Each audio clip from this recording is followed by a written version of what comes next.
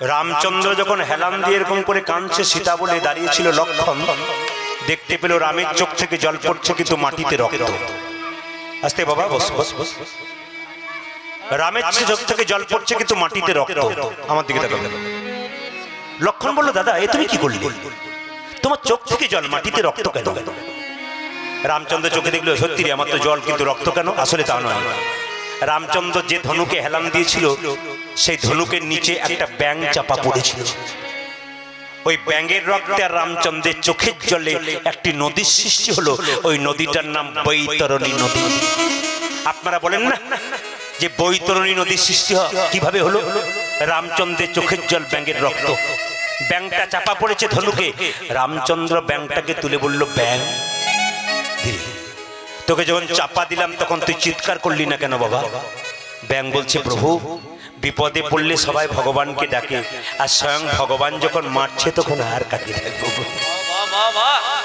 বিপদে পড়লে সবাই তো ভগবানকে ডাকে, আর স্বয়ং ভগবান যদি কাউকে মারে বাহ বাহ। বল তুই কে ছিলি? পূর্বজন্মে আমি ছিলাম কর্ণব মুনি। কেন ব্যাঙ হলি? গুরু অভিশাপ।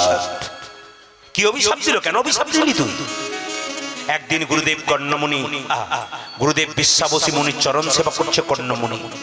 চরণ সেবা করতে করতে ভুলক্রমে নখের আঁচড়টা শরীরে লেগে গেছে।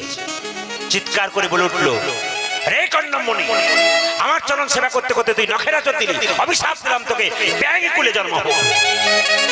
সেই দিনে কেঁদে কেঁদে বললাম, হে গুরুদেব, অভিশাপে যদি দিলে আমায় ব্যাঙ কুলে জন্ম, কুলে জন্ম তবে আশীর্বাদ দাও, আশীর্বাদ যেন আমার মরণ,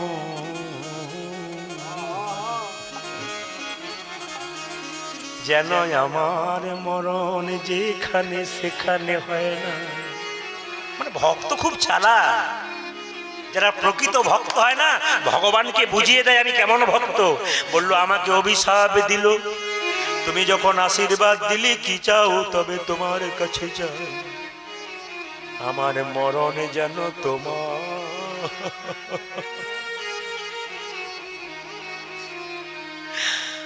জন্ম আমার যেখানে হোক আর না হোক, আমার মরণে যেন ভগবানে।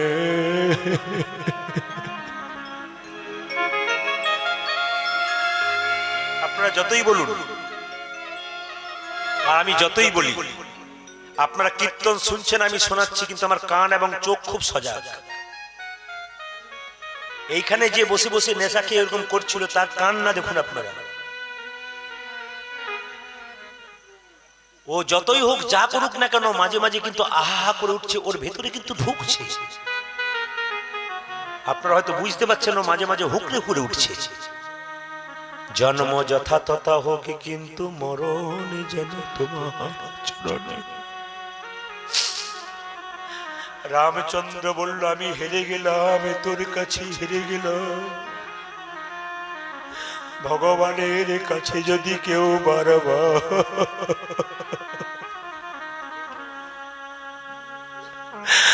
বারবার চোখে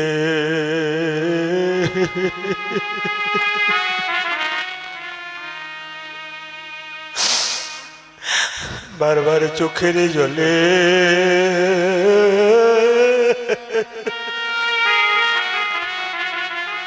তোকে আশীর্বাদ দিলাম, ব্যাঙ তোর আমার চরণ তলেই মৃত্যু হবে।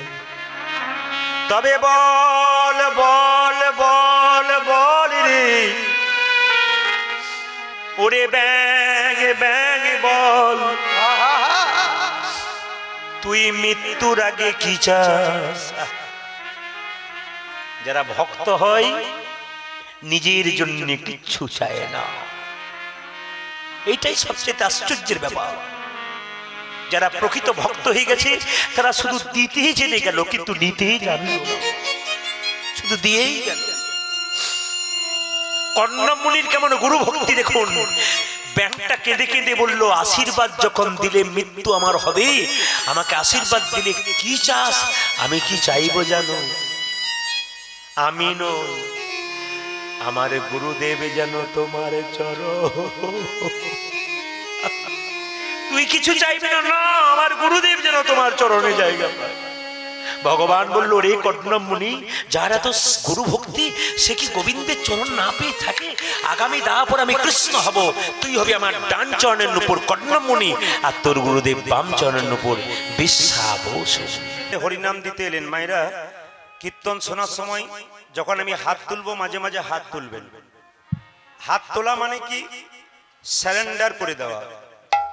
হাত তোলা মানে কি? আত্মা সমর্পণ করে দেওয়া, নিজেকে ভগবানের চরণে সমর্পণ করে দেওয়া। এক কলসি জল, যদি কলসিতে জল পূর্ণ না থাকে, এইটুকু জল থাকে, কলসির মাথাটা নুইয়ে দিলে কি জলটা পড়বে? কলসিটাকে এরকম করে উপর করতে হবে, তবে পড়বে। আমাদের দেহরূপী কলসিতে শুধু পাপরূপী জল আছে।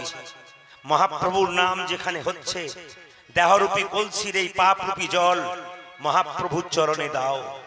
আর মহাপ্রভুর চরণে দিয়ে এই দেহরূপী কলসিতে গঙ্গা জলের মতো শুদ্ধ জল নিয়ে তোমার বাড়িতে ফিরে যাও, তোমার ভক্তি জন্ম নেবে। এই জন্য মহাপ্রভু হাতটা তুলে আছে। একজন ভক্ত জিজ্ঞেস করলো, ঠাকুর তুমি যে হাতটা তুলে আছো, তোমার হাতে ব্যথা হয় না? তো একজন বলল, ঠাকুর হাতে তোমার ব্যথা হয় না, তুমি তো এইরকম। আচ্ছা মায়েরা, ছবি দেখেছেন মহাপ্রভুর? কোন জায়গায় দেখেছেন যে হাতটা নিচে আছে? সব সময় দেখেছেন হাত তোলা আছে। তো একজন ভক্ত খালি জিজ্ঞেস করছে, প্রভু তোমার হাতটা তুলে থাকো, তোমার হাতে ব্যথা হয় না? বলছে ব্যথা আবার হয় না? বলে তাহলে নামাও। বলে নামাবো কি করে, তোরা তুলছিস না, এই জন্য তো আমি নামাচ্ছি না। একজন ভক্ত বলল, ঠাকুর এই দেখো তুলে দিলাম, এবার তুমি নামাও। বলছে না না, তোদের পেছনে যারা আছে তারা, আপনাদের বলি নাই কিন্তু, বলছে তোদের পেছনে যারা আছে তারা তুলবে না। সঙ্গে সঙ্গে বলছে পেছনে মানে বুঝলাম না। বলছে তোদের পরের জন্মে যারা আসবে তারা তুলবে না, যদি আমার হাতটা তোলা না থাকে। আর আমি যদি হাত তুলে থাকি, তোরা তো তুলবি, তোদের পরের জন্মে যারা আসবে তারাও হাতটা তুলবে। ওই জন্য জন্ম জন্মান্তর ধরে আমি হাত তুলে। এই জন্য মহাপ্রভু শুধুমাত্র আমাদের জন্য নয়, অতীতে যারা ছিল তাদের জন্য, এখন যারা এসেছে তাদের জন্য, এবং পরবর্তী ক্ষেত্রে যারা আসবে তাদের জন্য হাত তুলে বসে আছে। মহাপ্রভু কত দয়ালু দেখুন। তাই আপনাদের সামনে আমার নিবেদন রইল, মহাপ্রভুর বাণী প্রচার করুন, মহাপ্রভুর নাম প্রচার করুন। হিন্দু সনাতন ধর্মের অবস্থা খুব খারাপ। দিনের পর দিনে সনাতন ধর্ম নিচের দিকে যাচ্ছে। এই ধর্মকে উঁচু দিকে নিয়ে যাওয়ার চেষ্টা করুন। এই দায়িত্ব আপনাদের, আমাদের সকল মানুষের। এই জন্য আপনাদের কাছে একটাই মিলিত নিবেদন, যে শুধু ইটের উপরে ইট সাজালে দেওয়াল তৈরি হয় না, ইট আর ইটের ফাঁকে মশলা দিতে হয়, তবে দেওয়াল পাকা হয়। অনেকগুলো ভক্ত একসঙ্গে কীর্তন শুনতে এসছে বলে আমাদের হিন্দু সনাতন ধর্মটা অনেক উঁচু দিকে যাচ্ছে তা নয়। একজন ভক্তের সঙ্গে একজন ভক্তের প্রেমের বন্ধন হতে হবে, তবে কিন্তু হিন্দু সনাতন ধর্ম। নিতাই গৌর হরি বল বলে বল হরি বল। তবে ভাগবত একটা কথা বলেছে, মন দিয়ে শুনবেন। ভাগবত বলেছে এমন কিছু খাবার খাও যে খাবারটা খেলে তোমার জীবেরও স্বাদ হবে, দেহেরও পুষ্টি হবে। যেমন শুকনো চিড়ে যদি আপনি খান, দেহের পুষ্টি হবে কিন্তু জীবের স্বাদ হবে না। সেই শুকনো চিড়ে যদি দুধ আর গুড় দিয়ে মাখিয়ে খান, তাহলে জীবের তো স্বাদ হবে আর দেহেরও পুষ্টি হবে। এই জন্য ভাগবত বলল এমন কিছু কাজ করো যে কাজ করলে তোমারও মঙ্গল হবে, অপরেরও মঙ্গল হবে। বলে কিরকম? যেমন এই মুরাড্ডি গ্রামে কোন একজন লোক যদি মদ বিক্রি করে, ও যদি মদ, এখানে কেউ মদ খায়ও না, কেউ বিক্রিও করে না। আপনাদের এখানে ওইরকম পার্টি বোধহয় নাই, আছে না? মনে মনে ভাবছেন রাত্রি হোক তারপর দেখবেন কেমন পার্টি রাস্তায় বেরোয়। না না, শুধু মুরাড্ডিতে নাই, এ পার্টি সব জায়গাতেই জন্ম নিয়েছে। আর দেখবেন একে যত ভালো কথা বলবে, হু হা দেবে, কিন্তু তারপর দেখবেন ও কাজ চালু করে দেবে, ও কারো কথা শুনবে না। এই জন্য বলে রাখি মায়েরা, যে ধরুন মদ বিক্রি করে, তাহলে সে মদ বিক্রি করে টাকা করে দালান তৈরি করতে থাকে, কিন্তু যে খায় তার সর্বনাশ হয়। কিন্তু সেই ব্যক্তি যদি মদ বিক্রি না করে দুধ বিক্রি করে, তাহলে তার টাকাও হবে আর যে খাবে তারও মঙ্গল হবে। এই জন্য হরিনাম হলো দুধের মতো, এতে যে করাচ্ছে তারও মঙ্গল, যে শুনছে তারও মঙ্গল, আর আমরা যারা করছি নিতাই গৌর হরি বল বলে তাদেরও মঙ্গল। তাই নিতাই চাঁদ যাকে দেখছে তাকে বলছে, ও তোরা প্রেম নিবিয়াই। মায়েরা উলধ্বনি, ও তোরা প্রেম নিবিয়াই বদন মন ভরে বল রে হরি বল। জোরে বলবেন রাধা রানী কি না, যে পরিমাণ ভক্ত হয়েছে একটু জোরে আশা করছিলাম। রাধা রানী কি, যাক বেড়েছে আরো বাড়বে। শ্যাম সুন্দর কি, যাক মদন মোহন কি। শেষে যারা বসলো তারা ভাবলো যাক বাবা বেঁচে গেলাম, সামনে বসলে জয় টয় কত রকম দিতে হবে, আর শেষে চালাক পার্টিরা বসে সময় মতো যাওয়ার সুযোগটাও পাই না। না আপনারা জায়গা পান নাই বলে আপনাদের বলছি না, অন্য জায়গার জন্য বললাম। জেনে রাখুন হরিনাম করলে সুখ হয় না দুঃখ হয়, একটু জোরে বলবেন। আমি কিন্তু দুরকম শুনতে পেলাম, কে বললো সুখ হয়, কে বললো কোনটা নেব। আমি এরকম শুনলাম সে ভোটের সময় দেখবেন কিছু কিছু লোক আছে দুপক্ষেই মুড়ি খায়, কাকে যে ভোট দেয় একমাত্র উনি ছাড়া ভগবান ছাড়া কেউ জানে না। এই জন্য আমি দেখতে পাচ্ছি কেবলমাত্র কেউ বলছে দুঃখ হয়, হ্যাঁ হরিনাম যে করে তার দুঃখ হয়। বলবেন কেমন, তারই তো ঘর ফুটে চাল ফুটে জল পড়ে। হরিনাম যে করে তারই তো ছেঁড়া জামা হয়।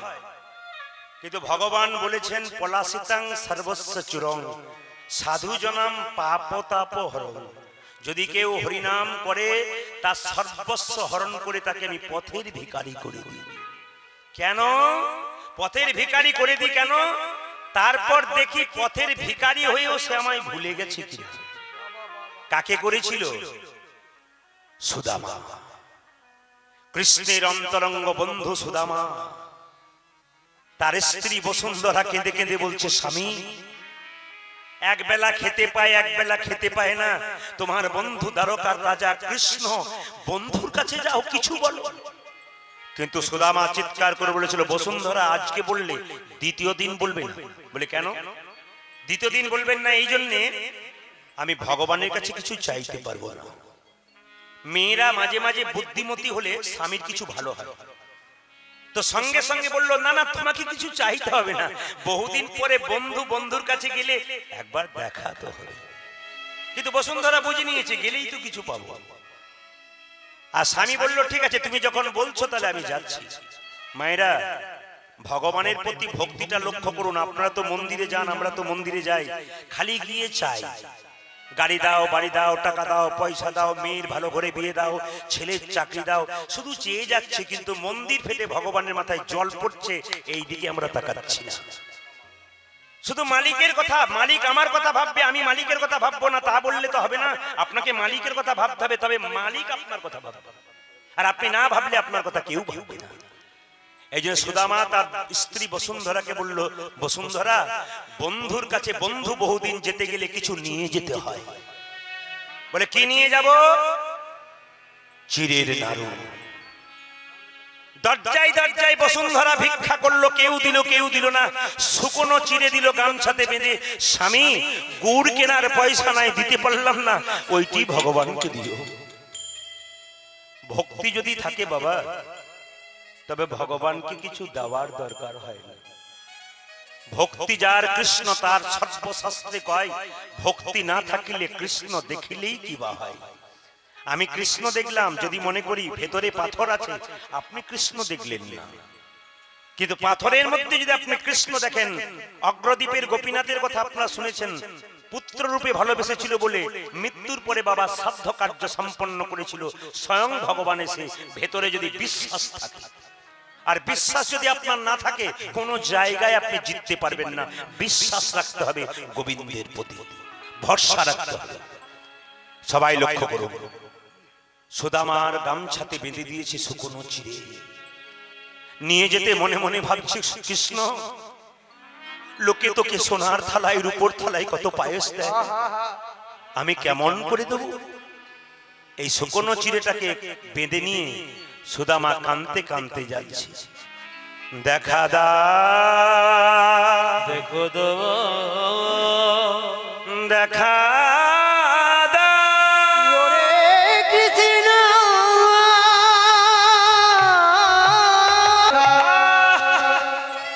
পায়ে কাঁটা ফুটেছে, অসহ্য যন্ত্রণা। মায়েরা ভক্ত যদি ভগবানকে ডাকে সেই সময় ভক্তের অঙ্গে কোনো আঘাত পেলে ভগবানের অঙ্গে সেই আঘাত পায়। হরিদাসের অঙ্গে 22 বাজারে বেত্রাঘাত করেছিল, সেই বেত্রাঘাতের আঘাত ডবল করে ভগবান মহাপ্রভু পেয়েছিল, তার প্রমাণ আপনারা দেখেছেন। ওই জন্য কোন বৈষ্ণব, কোন সাধু, কোন ভক্ত রাস্তা দিয়ে পেরিয়ে গেলে আপনি তাকে যদি ঠাট্টা করেন, আপনি উনাকে ঠাট্টা করছেন না, আপনি ভগবানকে করছেন। কেউ মালা তিলক নিয়ে রাস্তায় পেরোচ্ছে, আপনি তাকে ঠাট্টা করছেন, আপনি তাকে করছেন না, আপনি উনাকে করছেন। কেউ দেখতে খুব খারাপ, কুৎসিত, কেউ দেখতে খুব সুন্দরী, তাকে আপনি মর্যাদা দিচ্ছেন, আর দেখতে খুব খারাপ তাকে মর্যাদা দিচ্ছেন না। দেখতে যে সুন্দরী তার কৃতিত্ব নাই, আর দেখতে যে খারাপ তারও কৃতিত্ব নাই, সব কৃতিত্ব তার। তিনি যেমন দিয়েছেন আমরা সেই রকম হয়েছি, তিনি না দিলে আমরা হতাম না। এই জন্য কাউকে দেখে অবজ্ঞা নয়, ভক্তকে দেখে একটু সম্মান দেবেন, আপনি কৃপা পেয়ে যাবেন। সুদামা যখন দ্বারকায় গেল, কৃষ্ণ তখন বলল, সুদামা এসেছিস, আয় আয়। সিংহাসনে বসিয়ে দিয়ে রুক্মিণী সত্যভামাকে বলল, একটা সোনার পাত্র এনে দাও, আমি আজকে আমার সুদামার চরণ দুটো ধুয়ে দেবো। সুদামা কেঁদে কেঁদে বলছে, কানাই তুই যে দ্বারকার রাজা, তুই আমার পা ধুয়ে দিচ্ছিস কেন? কৃষ্ণ মনে মনে ভাবছে, সুদামা প্রতিদিন তো ভক্ত আমার চরণ ধুয়ে দেয়, কিন্তু আমি তো ভগবান হয়ে ভক্তির চরণ ধোয়াতে পারি না, আমি তো অনুভব করতে পারি না ভক্ত আমাকে কতখানি ভালোবেসে দেয়। আমি সেই ভালোবাসা অনুভব করার জন্য আমি তোর চরণটা বারবার ধুয়ে দিচ্ছি। কৃষ্ণ জিজ্ঞেস করলো, কিরে সুদামা, তোর বিয়ে হয়েছে? হ্যাঁ রে, আমার স্ত্রী বসুন্ধরাই তো তোর কাছে পাঠিয়ে দিল। আচ্ছা সুদামা, আমি বলছিলাম কি, বন্ধু যদি বন্ধুর কাছে আসে বহুদিন পরে, কিছু নিয়ে আসে না? হ্যাঁ, কিন্তু আমি তো ভিখারি, আমি আনবো কি? ভগবান তো সব জানে। তখন তাড়াতাড়ি শুকনো চিড়ে তো দেবে কি করে? ভগবানকে সবাই সোনার তলায় রূপোর তলায় পায়েস দেয়, এরকম করে বারবার বারবার গুটিয়ে নিচ্ছে। এই সুদামা, কি কি লুকাচ্ছিস? দেখি দেখি দেখি, না দেবো না, দেখি দেখি দেখি। জোর করে যখন দেখলো, তখন দেখছে শুকনো চিড়ে। সুদামাকে কৃষ্ণ বলছে, সুদামারে, সুদামারে, লোকে আমায় সোনার থালায় রূপোর থালায় পায়েস দিয়ে দিয়ে আমার জীবটাকে নিরস করে দিয়েছি, নিরস করে দিয়েছে। তুই আমার কথা কত ভাবিস রে? তুই আমার জন্য শুকনো চিড়ে এনেছিস, শুধু চিড়ে এনেছিস তা নয়, যাতে আমার গলায় না লেগে যায়, তাই তুই চিড়েগুলো ভিজিয়ে এনেছিস। সুদামা কেঁদে কেঁদে বলছে, কানাই রে, কানাই রে, আসলে আনবার কালে আমি তোর কাছে শুকনো চিড়ে এনেছিলাম, মনে মনে ভাবছিলাম, কানা লোকে তোকে সোনার থালায় রূপোর থালায় কত পায়েস দেয়, আমি কেমন করে শুকনো চিড়ে দেব? এই কথা ভাবতে ভাবতে আমার চোখের জলে চিড়ে ভিজে গেছে। আপনাদের বলে যাই মায়েরা, ভগবানের মন্দিরে আপেল কলা লেবু নিয়ে যায়, একটু জোরে বলবেন আপনারা, আমি প্রশ্ন করলে একটু জোরে বলবেন, কোনো দ্বিধা রাখবেন না। আজকে 3 ঘন্টার জন্য আপনারা এসেছেন, এত জোরে বলবেন, এত আনন্দে বলবেন। আজকে 3 ঘন্টাটা গোবিন্দের জন্য দিয়ে যান, 365 দিন তো নিজের জন্য দিচ্ছেন। এই সুযোগটা পেয়েছেন, সুযোগ হারাবেন না আপনারা।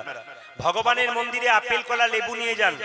আচ্ছা ভগবান খায়? জোরে বলুন হ্যাঁ না না, আর একটু জোরে বলুন, তাহলে কাল থেকে আর যাবেন না। যদি না খায় তাহলে আপনারা যাবেন না, তবু আপনারা যাবেন কেন? ভগবান খায় না, ভগবান দেখে। কি দেখে? তুমি যে আপেল কলা লেবু নিয়ে গেলে, অহংকারে ভাবে নিয়ে গেলে না প্রেমের ভাবে নিয়ে গেলে? তোমার প্রেমটুকু গ্রহণ করে, অহংকারটুকু বর্জন করে।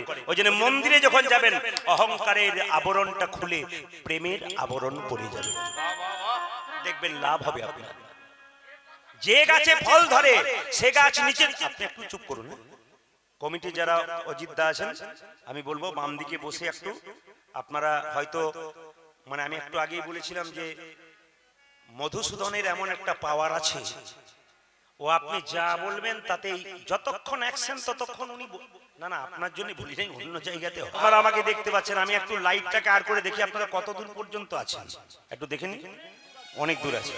আচ্ছা আমি যদি, অনেকে ভাবছে যাক প্রদীপ বাবু লাইটে দেখতে পাচ্ছেন, আমার না দিলেও হবে, কিন্তু আপনি না দিলে হবে বলে আরেকজন কিন্তু দেখছে। কে দেখছে? ওপরে একজন আছে। একটু ছোট করে বলি আস্তে, ও মাইরা ওপরে দেখবেন আপনাদের পুরুলিয়াতে হয় কিনা জানি না, আমাদের বীরভূমে হয়। যায় যায় যখন ঝগড়া হয় তখন দেখবেন যে পারে সে তো খুব জোরে বলে দেখে নেবো, এই করব সেই করব, আর একজন যে বলতে পারে না সে বলে যা বলছিস বল, ওপরে একজন আছে। ও তো বলতে পারে না, ও কি করবে, ওপরে একজন আছে। একটু আস্তে আস্তে আমি একটু প্রমাণ দিয়ে দিই, একটা ছেলের নতুন বিয়ে হয়েছে, ওর একটু রাত্রিবেলায় খারাপ অভ্যাস আছে, মোড়ের মাথাতে যাওয়া অভ্যাস আছে। আপনাদের এখানে মোড়ের মাথা নাই? মোড়ের মাথা মানে কি কাজ হয়? এই কাপন হয় না, একটু তাস খেলা হয় না মোড়ের মাথাতে, একটু এরকম খাওয়া হয়। তো উনি নতুন বিয়ে করেছেন, বউকে বলে গেছেন যে ভালো ভালো খাবার তৈরি করে রাখবে, নতুন বিয়ে হয়েছে খাবো, আমি মোড়ের মাথা থেকে 9টার সময় আসবো, তুমি কিন্তু রান্না করে রাখবে, আমি খাবো। এখন লক্ষ্য করুন, ও কিন্তু নেশা করে আসবার আগে দুজন চোর দরজা জানলা থেকে দেখছে যে কে রয়েছে, দেখছে নতুন বউ রয়েছে। তো মেয়েটি তো নতুন বিয়ে হয়েছে, রান্না বান্না করেছে, ক্লান্ত হয়ে শুয়ে পড়েছে, সারা শরীরে গহনা। চোর দুটো মনে মনে ভাবছে যাক, এদিকে আসে। চোর দুটো মনে মনে ভাবছে যাক, সোনার গহনাও পাবো, দরজা ঠেসানো আছে, আর খাবারগুলো ভালো ভালো তৈরি হয়েছে দেখতে পাচ্ছি, খেয়ে যাব, খাবো আবার নিয়ে যাব। এখন মেয়েটি তো ঘুমোচ্ছে, এরা কি করেছে, দুজনের সবজি টবজি পোস্ত ডাল যা কিছু ছিল বেশ যত্ন করে খেয়েছে। আর যখনই খেয়েছে সোনাটা নিতে যাবে, তখনই তার স্বামী এসে বলছে কয় গো বাসন্তী, দরজা খোলো বাসন্তী। এখন লক্ষ্য করুন, দরজাটা যখন খুলেছে তখন দুজন চোর মনে মনে ভাবছে বেটা চলে এসেছে, ধরা পড়ে যাব। একজন কাননিস জানেন, তাক তাক বাড়িতে, একজন তাকের উপরে গিয়ে চুপচাপ বসে আছে, আর একজন নিচে বাক্সের ফাঁকে ঢুকে আছে। তখন তার স্বামী বলছে এই খাবারগুলো কে খেয়েছে? আমি জানি না। তুমি জানবে না মানে কে জানবে তাহলে? এই খাবারগুলো কি? আমি জানি না, ওপরে একজন আছে। এখন যিনি তাকের উপরে আছেন তিনি খালি বলছেন আমাকেই বলছে, আর নিচে যে একজন আছে ওর কথা বলছে।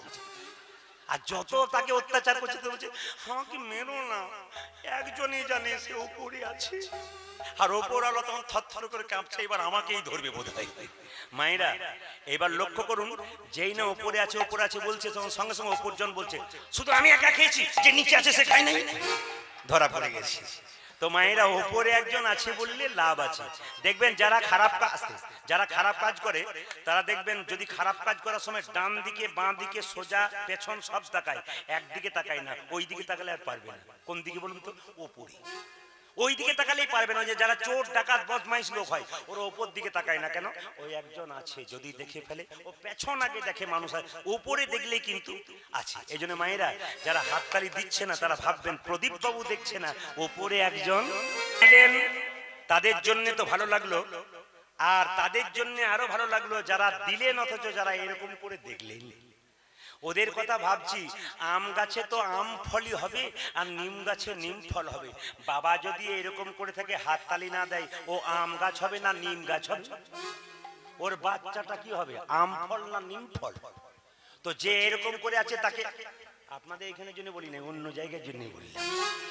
তো আপনারা এবার লক্ষ্য করুন, যে দেবেন তার আম ফলের মতো বাচ্চা হবে, আর যে দেবেন না তার, সবাই মিলে এদেরটা নেব না আপনাদের নেব। বলুন হরে কৃষ্ণ হরে কৃষ্ণ, জোরে কৃষ্ণ কৃষ্ণ,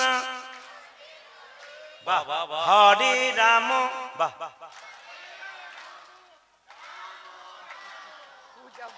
বলে হরি বলে আবার বলুন হরে কৃষ্ণ, জোরে হরে কৃষ্ণ, জোরে, বাহ, হরে বলে হরি, বাহ। দাদা আপনি একটু মানে ব্যালেন্সটা বন্ধ করুন, মানে আপনার হচ্ছে, মনে মনে একবার করুন তো, ওনারা জোরে করুন। বলুন হরে কৃষ্ণ জোরে বলুন কৃষ্ণ। বাচ্চাদের দেখুন হরে রাম, বলো বাবা, বাহ। আরেকবার হরে কৃষ্ণ, জোরে, বাহ। ডান দিকে পাওয়ার কমছে,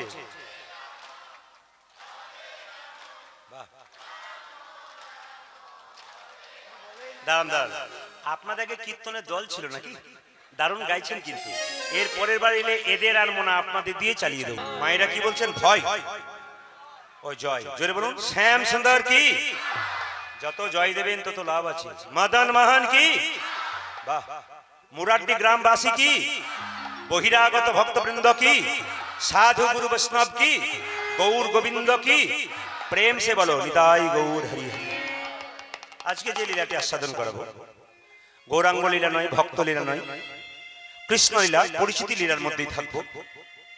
আসলে আমার গুরুদেব বললেন, পুতুল তো চিনির পুতুল হলে পা থেকে খেলেও মিষ্টি, আর চোখ থেকে খেলেও মিষ্টি, আর মুখ থেকে খেলেও মিষ্টি, হাত থেকে খেলেও মিষ্টি। লীলা সব জায়গায় মিষ্টি, সব লীলাই সমান। এই জন্য আপনাদের বলে যাই, একজন বলছিলেন কি পালা করবেন, ভক্ত লীলা নয়, গৌরাঙ্গ লীলা নয়, আজ কৃষ্ণ লীলা শুনবো। উনি বলেন কি পালা করবেন। আচ্ছা বাবা, কিছু মনে করবেন না, কীর্তন শুনতে যাবেন, কিন্তু কোনোদিন জীবনে বলবেন না কি পালা করবেন। পালা যাত্রার হয়, নাটকের হয়, কিন্তু পালা কীর্তনের হয় না। কীর্তনের কি হয় যেটা বলুন? বাহ, এই তো বাচ্চাগুলো দেখুন কেমন পাকা যাচ্ছে, এরা আগেই বলে দিচ্ছি। কীর্তনের কি হয়? লীলা। পালা কিসের হয়? আমাদের জীবনে দুটো পালা আছে, আপনারা সবাই জানেন, আসার পালা আর যাওয়ার পালা। আচ্ছা, আসার পালা, যাওয়ার পালা। আপনারা বলবেন যারা কীর্তন শুনতে এসছেন তাদের কোন পালাটা শেষ হয়েছে, আসারটা না যাওয়ারটা? আসারটা। বাকি আছে কোনটা? দাঁড়াও, তুমি বলো না, মায়েরা বলুন, বাকি আছে কোনটা? জোরে বলুন, আর একটু জোরে বলুন, বাবারা বলুন, কোনটা বাকি আছে? যাওয়া। এত যদি বুঝছেন তাহলে সাদা চুলে গোদরেজ নিচ্ছেন কেন? যদি বুঝছেন যাওয়ার পালা, এত বুঝছি তাও আমাদের হচ্ছে না। আসুন, আজকে একটু কৃষ্ণের কালীয় দমনের কথা আপনি বলবো আপনাদের সামনে। দেহের মধ্যে যে কালীয় নাগ আছে তাকে দমন করতে হবে। তো মায়েরা জেনে নিন কালীয় নাগ পূর্ব জন্মে কে ছিল। তার আগে জেনে নেবেন যে কৃষ্ণ কালীয় নাগকে দমন করেছিল কোন দিন। একটু বলবো, আপনারা বলবেন ঝুলন পূর্ণিমার দিন। কোন দিন বললাম? বেশ, ঝুলন পূর্ণিমার দিন। আস্তে আস্তে। আচ্ছা, কৃষ্ণ যেদিন কালীয় নাগকে দমন করেছিল, বৃন্দাবনে কটা সূর্য উঠেছিল জানেন? 12টা। কেন বলুন তো? কৃষ্ণ কালী দহের জলে ঝাঁপ দিয়েছে, ঠান্ডায় থরথর করে কাঁপছে। সখাগণ কেঁদে কেঁদে বলল, হে গোবিন্দ, তুমি তো জলে থরথর করে কাঁপছো। সূর্যদেবকে প্রণাম করে সখারা বলছে, তুমি আজকে এক নয় বহু হয়ে উদয় হও। ওই জন্য বৃন্দাবনে সেদিন 12টি সূর্য উঠেছিল। আচ্ছা মায়েরা, সাপের মাথায় কি থাকে জোরে বলুন? মণি। আর একটা দাগ থাকে না আঁকা বাঁকা কেমন, ওটা চক্র। আসলে ওটা কি বলুন তো? কৃষ্ণের পদচিহ্ন, চরণ চিহ্ন। বিষধর সাপ দূর থেকে দেখলে প্রণাম করবেন, কাছে দাবার দরকার নাই। আচ্ছা, সাপের জিভটা কাটা না গোটা জোরে বলুন? একবার হাত দিয়ে নেড়ে দেখবেন কেমন বটে। কাটা না গোটা বললাম? কাটা। প্রশ্ন জাগে না, সাপের জিভটা কাটা হলো কেন? জেনে নিন তত্ত্বটা। সাপের জিভ কাটা কেন? আপনারা গরুর পাখির নাম শুনেছেন, দেখেওছেন অনেক ছবি। তো গরুর তার মায়ের দাসিত্ব মোচনের জন্য স্বর্গ থেকে অমৃত এনে বৃন্দাবনের কদম গাছের উপরে রেখেছিল হাঁড়িটা। এখন সাপগুলো মনে মনে ভাবছিল, যদি একটুখানি নিচে পড়ে গেছে, আমরা চেটে চেটে ঘাসগুলো খাই, অমৃত পেলে অমর হয়ে যাব, চিরকাল বেঁচে থাকবো। সাপগুলো বারবার চাটছিল কিন্তু অমৃত পায় নাই। বরং একটা গন্ডগোল হলো কি, যে ঘাসের উপরে সাপগুলো জিভ দিয়ে চাটছিল, ওই ঘাসটার নাম এরকা ঘাস, ধারালো ঘাস, ওটাকে যেটাকে কুশ ঘাস বলা হয়। চাটতে চাটতে জিভটা তখন থেকে দুটুকরো হয়ে গেছে। ওই জন্য সাপের জিভ তখন থেকে দুটুকরো হয়ে গেল। কালীয় নাগ পূর্ব জন্মে ছিল রাজা চন্দ্রধ্বজ। রাজা হয়ে সাপ হলো কেন? এ জন্মে মানুষ কুলে জন্ম নিয়ে কেউ যদি পশুর মতো কর্ম করে, পরের জন্মে তার পশু কুলে জন্ম হয়। মানুষ কুলে জন্ম নিয়ে কেউ যদি মানুষের মতো কর্ম করে, তবে পরের জন্মে আবার মানুষ হয়। আর মানুষ কুলে জন্ম নিয়ে কেউ যদি মহাপুরুষের মতো কর্ম করে, তার দ্বিতীয় জন্ম হয় না, গোবিন্দ চরণ প্রাপ্ত হয়। প্রশ্ন করবেন কেন? না, যে ধানকে সেদ্ধ করে মাঠে ছড়ানো হয়, তার যেমন দ্বিতীয় গাছ হয় না, যার গোবিন্দ চরণ স্মরণ করতে পারে, হরিনামে সিদ্ধ হয়ে যায়, তার আর দ্বিতীয় জন্ম হয় না, গোবিন্দের চরণ প্রাপ্ত। এই জন্য আপনাদের বলে যাই, চন্দ্রধ্বজ রাজা, তার একবার পেটে যন্ত্রণা হয়েছিল, কেউ ভালো করতে পারছিল না। একজন বলল, রাজা তোমার পেটের যন্ত্রণা ভালো হবে একটা উপায় আছে। কি? না, এই যে তুমি যে রাজবাড়িতে বাস করো, তার পূর্ব দিকে একটা সরোবর মানে পুকুর আছে। দেখো দেখো দেখো দেখো দেখো দেখো, ওই সরোবরে একটা রাজহাঁস খেলা করছে। ওই রাজহাঁসটাকে ধরে এনে তুমি যদি তার পিত্তটাকে খেতে পারো। আচ্ছা মায়েরা, যে কোনো জিনিসের পিত্ত মিষ্টি হয় না তেতো হয়? মিষ্টি। যাক, দু চারজন বলছে মিষ্টি হয়। তেতো হয়। মাছের পিঠ খেয়ে দেখেছেন? চিনির মতো তিতা। বাচ্চা বলছে তিতা তিতা। দেখুন এও বুঝছে আর কি। তাহলে তেতো হয়, তেতো জিনিস খেলে শরীরে অনেক লাভ হয়, কিন্তু আমরা খাই না, এটাই দোষ। তো পিত্তটা খেতে পারো। রাজহাঁসকে যখন হত্যা করতে এসে রাজহাঁসকে দেখে দিয়ে বললো, রাজামশাই আমাকে না মেরে যদি আপনার পেটের যন্ত্রণা ভালো হয় উপায় বলবো। বলে বলো। যে সরোবর থেকে আমাকে ধরে আনলে সেই সরোবরের উত্তর দিকে তাকিয়ে দেখবে একটা গাছের উপর এক মুনি বসে আছে, সাধু বাবা। তার চরণ ধোয়া জল তুমি যদি পান করতে পারো তোমার পেটের যন্ত্রণা ভালো হলো। রাজা বলল, জীব হত্যা করে কি লাভ আছে? আমি সোনার পাত্র নিয়ে যাই কার কাছে? মুনির কাছে। মুনি পাটাকে বাড়িয়ে বসে আছে। চন্দ্রধ্বজ বলল, মুনিবর তুমি তোমার ডান পাটা এগিয়ে দাও। ডান পাটা এগিয়ে দিল, দেখলো পুঁজার রক্তে ভরা। এই জল আমি পান করতে পারবো না। মুনিবর তুমি তোমার বাঁ পাটা এগিয়ে দাও। ওমা, বাঁ পাটা এগিয়ে দিল, পুঁজ রক্ত তো রয়েছে, তার সঙ্গে পোকা কিলবিল কিলবিল করছে। এই জল আমি পান করতে পারবো না। কিন্তু একটা ভালো কাজ করেছিল, কি জানেন? এইদিকে বৈষ্ণবের চরণ ধোয়া জল মাথায় করে এনেছে। আপনাদের কাছে আমার নিবেদন রইল, আপনাদের পুরুলিয়া জেলাতে বাচ্চাদেরকে বলবো, বাড়িতে বাড়িতে কোনো কৃষ্ণ ভক্ত এলে, কোনো সাধু বাবা এলে, বিচার করো না ও কি করে এসেছে, ওর চরণটাকে একবার ধুইয়ে দিলে। আপনারা মায়েরা তো ধুয়ে দিন, কিন্তু মায়েদেরকে সাবধান থাকতে হবে, আপনার বাচ্চাদেরকে ধোয়াতে শেখাতে হবে। আপনি শুধু শিখলে হবে না, আপনি ওদের দেখাবেন। বাঘিনী বাচ্চাদের সাঁতার শেখায়, আগে বাচ্চাগুলো জলে নামে না, আগের বাঘিনী নেমে যায়।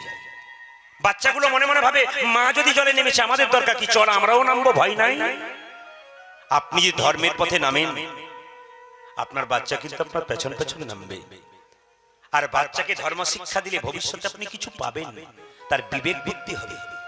আর যদি বাচ্চাকে আপনি টাকা রোজগার করার মেশিন তৈরি করবেন, ও দেখবেন বিবেক হবে না, শুধু টাকাই রোজগার করবে, শেষে আপনার জায়গা হবে বৃদ্ধাশ্রম। আপনি সেটা করবেন না, বাচ্চাকে বিবেকবান করুন। এই জন্য যে স্কুলে আপনি বাচ্চাকে শিক্ষা দিচ্ছেন, ওটা চাকরি পাওয়ার জন্য দিচ্ছেন, ওখানে হিসাব মতো পড়ানো হয়।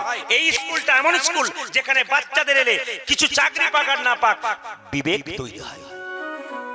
বাচ্চাগুলো শুনছে, দেখুন একটা বাচ্চা এখানে বসে আছে, সে ভালো করে কথা বলতে পারে না, কি সুন্দর উত্তর দিচ্ছে। কি সে ইউটিউবে গান শুনেছে প্রচুর, ও উত্তর দিয়ে যাচ্ছে। কেন? ওর ভেতরে কিছু ঢুকে গেছে। এই জন্য আপনাদের বলে যাই মায়েরা, বৈষ্ণব যদি বাড়িতে আসে আপনি চরণটা ধুয়ে দেবেন। গঙ্গার জল গঙ্গা থেকে আনবেন, দেখবে গঙ্গা জলটা ঘোলা থাকে, 10 দিন পর দেখবেন গঙ্গা জল কি হয়ে যায়? জোরে বলুন, কি হয়ে যায়? পরিষ্কার হয়ে যায়। বৈষ্ণবের চরণ ধোয়া জল প্রথমে দেখবেন ঘোলা ঘোলা লাগে, তারপর একবারে পরিষ্কার হয়ে যায়। তাহলে লাভ কি? বৈষ্ণবের চরণ ধোয়া জল বোতলে বাড়িতে রাখবেন। যদি কোনো ছেলে মেয়ের কৃষ্ণ ভক্তি নেই, তার মাথাতে দিন। বাড়িতে অশান্তি হচ্ছে, বাড়ির চারিদিকে বৈষ্ণবের চরণ ধোয়া জল ছড়িয়ে দিন, দেখুন কৃপা হবে। কেন? বৈষ্ণবের বস কৃষ্ণ, সর্বশাস্ত্রে কয় এই সব জানিল বৈষ্ণবের আশ্রয়। যখন রাজা চন্দ্রধ্বজ মাথায় করে নিয়ে গেছে সোনার পাত্রে জল, চরণ ধোয়া জল, তার স্ত্রী দুজন ছিল। চন্দ্রধ্বজের দুজন স্ত্রী ছিল। আমি জিজ্ঞেস করবো কিছুক্ষণ পরে, কজন স্ত্রী ছিল? দুজন। স্বামী জলপান করতে পারলে না, দাও দাও আমরা জলপান করবো। দুজনে জলপান করেছে, মুনি ছুটে এসেছে, রাজা এ তুমি কি করলে? আমার চরণ ধোয়া জলকে অপমান করলে। আমি তোমাকে অভিশাপ দিলাম, যেহেতু ফল প্রবৃত্তি করেছো, আমি তোমাকে অভিশাপ দিলাম, তোমার যেন খল বংশে জন্ম, তুমি হবে কালিও না। রাজা চন্দ্রধ্বজ কেঁদে কেঁদে বলে, হে মুনিবর, অভিশাপে যদি দিলে আমায় সাপি কুলে জন্ম হলে জন্ম তবে আশীর্বাদ দাও, যেন গোবিন্দের চরণ।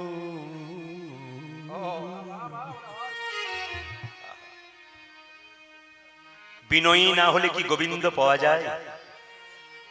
চঞ্চল যেখানে ভগবান সেখানে নাই। রাজা চন্দ্রধ্বজ কেঁদে কেঁদে বলতো, গো মুনিবর, অভিশাপ দিলে যদি আমায় সাপে কুলে জন্ম, আশীর্বাদ দাও, এইদিকে এদিকে এদিকে এদিকে, যেন গোবিন্দের চরণ আমার মাথা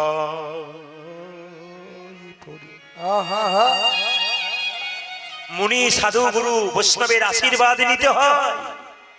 চিৎকার করে বলে উঠল, বেশ বেশ বেশ, খুশি হলাম তোমার কথায়। আশীর্বাদ দিলাম, অভিশাপ দিলাম, তুমি সাপ কুলে জন্ম হবে, তোমার নাম হবে কালীয় নাগ, কিন্তু তোমার মাথায় একদিন ভগবান কৃষ্ণের নাচ হবে। সেই কালীয় নাগ জন্ম নিলেন কোথায়? কালীদহের জলে। আচ্ছা বলবেন তো একটু জোরে, কালী চন্দ্রধ্বজের কটা স্ত্রী ছিল রাজা? দুটো। আচ্ছা যারা সতী নারী হয় স্বামীর কথা শোনে না শোনে না? কোনটা শোনে? স্বামীর কথা। ঠিক আছে, ঠিক আছে। আচ্ছা হরে কৃষ্ণ। আচ্ছা এইদিকে তাকাবেন, মায়েরা সতী নারীর কটা পতি কারো জানা আছে? দুটো। বাচ্চা বলেছে দুটো, আপনারা চুপচাপ আছেন, বুদ্ধিমান চুপ করে থাকে, ওই জন্য চুপ থাকাটাই বুদ্ধিমানের কাজ। আপনারা বুঝে নিলে উল্টো পাল্টা বলে কি লাভ আছে?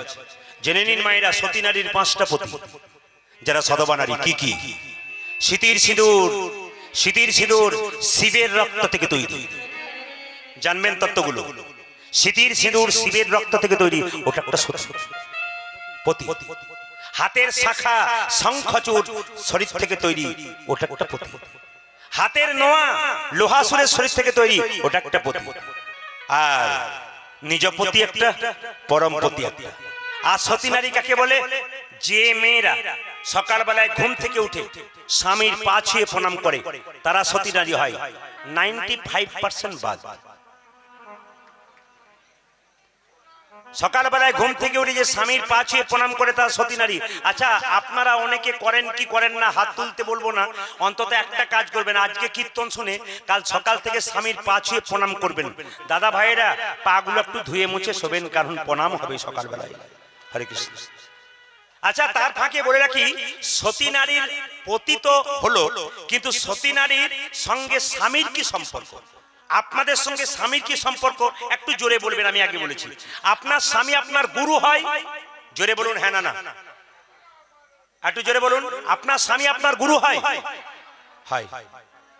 কি যে হয় বাড়ি না গেলে বোঝা যায় না। আমি বলবো কি, উনি খুব নেশা করে নিয়েছেন, হ্যাঁ, এই জন্য আমি বারবার বলবো ওনাকে একটু সরিয়ে দিন। হরে কৃষ্ণ। একটু সরিয়ে দিন। হরে কৃষ্ণ। আর ওনার যিনি ঘরণী আছেন বা পরিবারের যদি ছেলে মেয়ে কেউ আছে, তাহলে উনি একটু সাবধান থাকতে বলবেন ওনাকে। পরিবর্তন আপনি করতে পারবেন না, যতটা পারবেন চেষ্টা করবেন। কেন? যদি খেয়ে বাড়ি ঢোকে সেই রাত্রিতে দরজা বন্ধ করে দেবেন, দেখবেন সারা রাত্রি অনাহারে থাকবে, ওর কোনো অসুবিধা নেই, আবার পরের দিন চালু করে দেবে।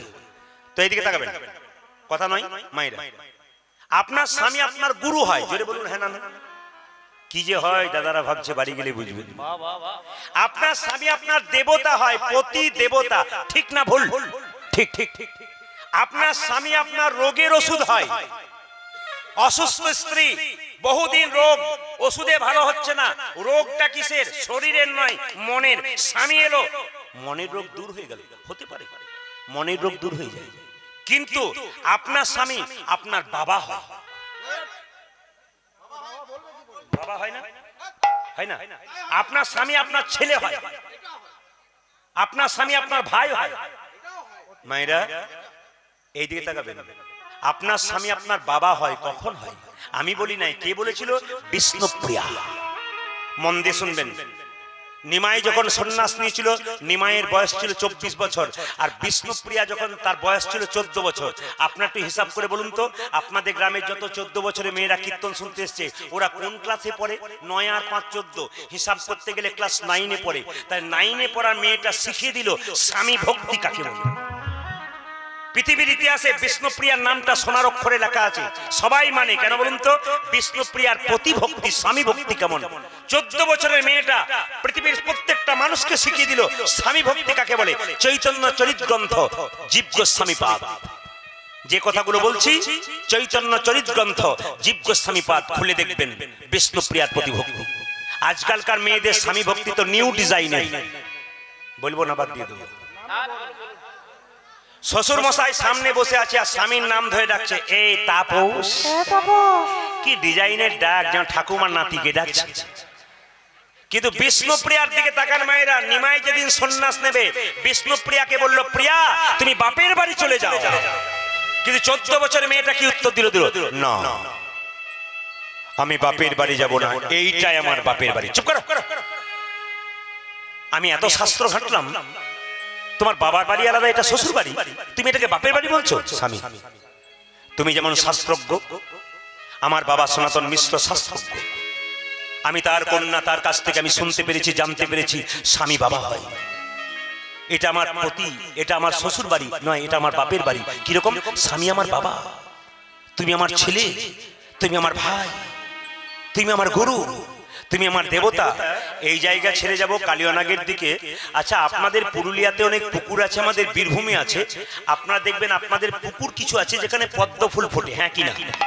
দেখবেন যেখানে পদ্ম ফুল ফোটে সেই জায়গাতে একটা সাপ থাকে, ওই সাপটার নাম পদ্মনাগ। কালীদহ হ্রদে কালিয়ানাগ থাকে, এত বিষ ঢেলেছে জলটা বিষাক্ত হয়ে গেছে, আর সেই পথ দিয়ে কোনো পশু পাখি পেরিয়ে গেলে তারাও ছটফট করে মরে যায় বিষের জ্বালায়। তাহলে আপনাদের মনে প্রশ্ন জাগে না, আমাদের পুরুলিয়া যে বহু পুকুর আছে যেখানে পদ্ম ফুল ফোটে, সেখানে পদ্মনাগ আছে, ওই সেই সাপটা তো জলে থাকে, বিষ হয় না? কত লোক জল খায়, কই মরে না তো, কেন হয় না? কালিয়ানাগ যেখানে রইল সেই জায়গাটা বিষ হয়ে গেল কেন? কারণ আছে। কুরুক্ষেত্রে যুদ্ধে কৃষ্ণ জয়লাভ করার পর সবাইকে সবকিছু দিল, কালিয়ানাগ কেঁদে কেঁদে বলল, হে গোবিন্দ, সবাইকে উদ্ধার করলে, তুমি আমাকে উদ্ধার করো। ভগবান শুনল না। কালিয়ানাগ মনে মনে ভাবলো, তোমার সঙ্গে মিত্রতা করে কেউ যদি না পাই, তোমার সঙ্গে শত্রুতা করা দরকার। এমন শত্রুতা করব তোমাকে এখানে আসতে বাধ্য হবে।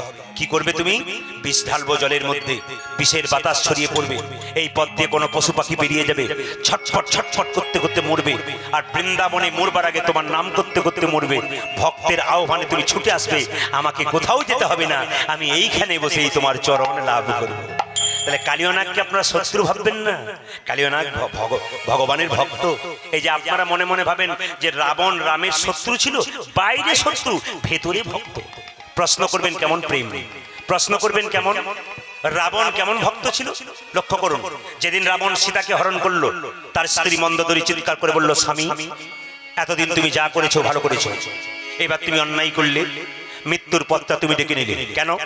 তুমি ভগবানের স্ত্রীকে চুরি করলে, তোমার লজ্জা করে না?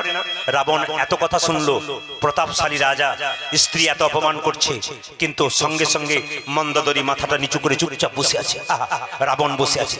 মন্দোদরী বলল, আমি জানি তোমার মুখে কোনো ভাষা নেই, ভগবানের বউ চুরি করেছো, এবার তোমার অধঃপতন শুরু হয়ে গেল। তুমি 10,000 মেয়েকে বিয়ে করেছো, কিছু বলি নাই, তারপর আমাকে বিয়ে করেছো, আমি তাও কিছু বলি নাই। এবার তুমি পাপ করেছো স্বামী, আমি স্ত্রী হয়ে তোমাকে বলবো, স্বামী যদি বিপথে যায়, স্ত্রীর কর্তব্য বিপদ থেকে সরিয়ে দেওয়া, আমার কর্তব্য তোমাকে সুপথে আনা। বলো বলো, তুমি কি উত্তর দিতে চাও? রাবণ বলেছিল, মন্দোদরী, সীতা আমার মা। চুপ করো, ওই পাপ মুখে সীতাকে মা বললে তোমার লজ্জা করে না? হ্যাঁ গো, সীতা আমার মা। সীতা যদি তোমার মা হবে, তবে সীতাকে অশোক বনে রাখলে কেন? তোমার রাজপুরীতে রাখলে না কেন? মন্দোদরীকে রাবণ বলেছিল, মন্দোদরী, যেটাকে তুমি রাজপুরী দেখছো, ওটা তোমার পাপের পুরী।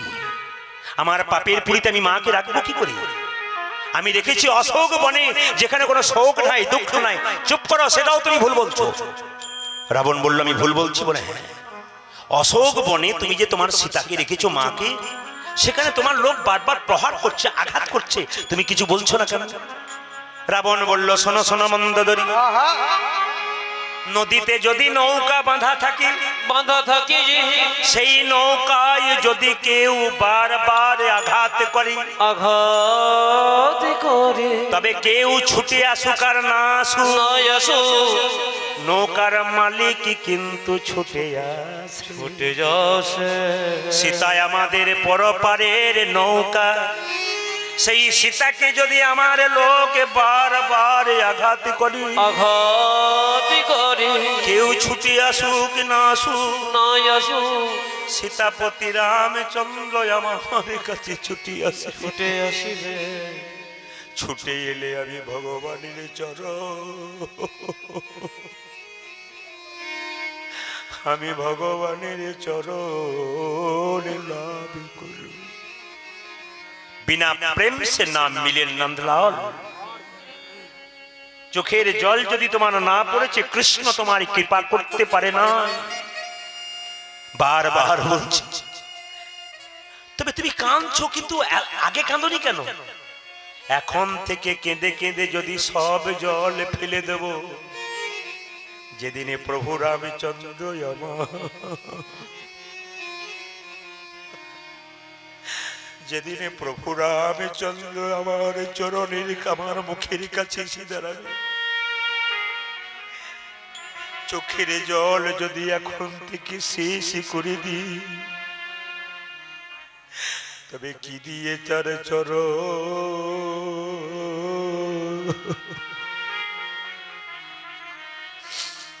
কি দিয়ে তার চরণ।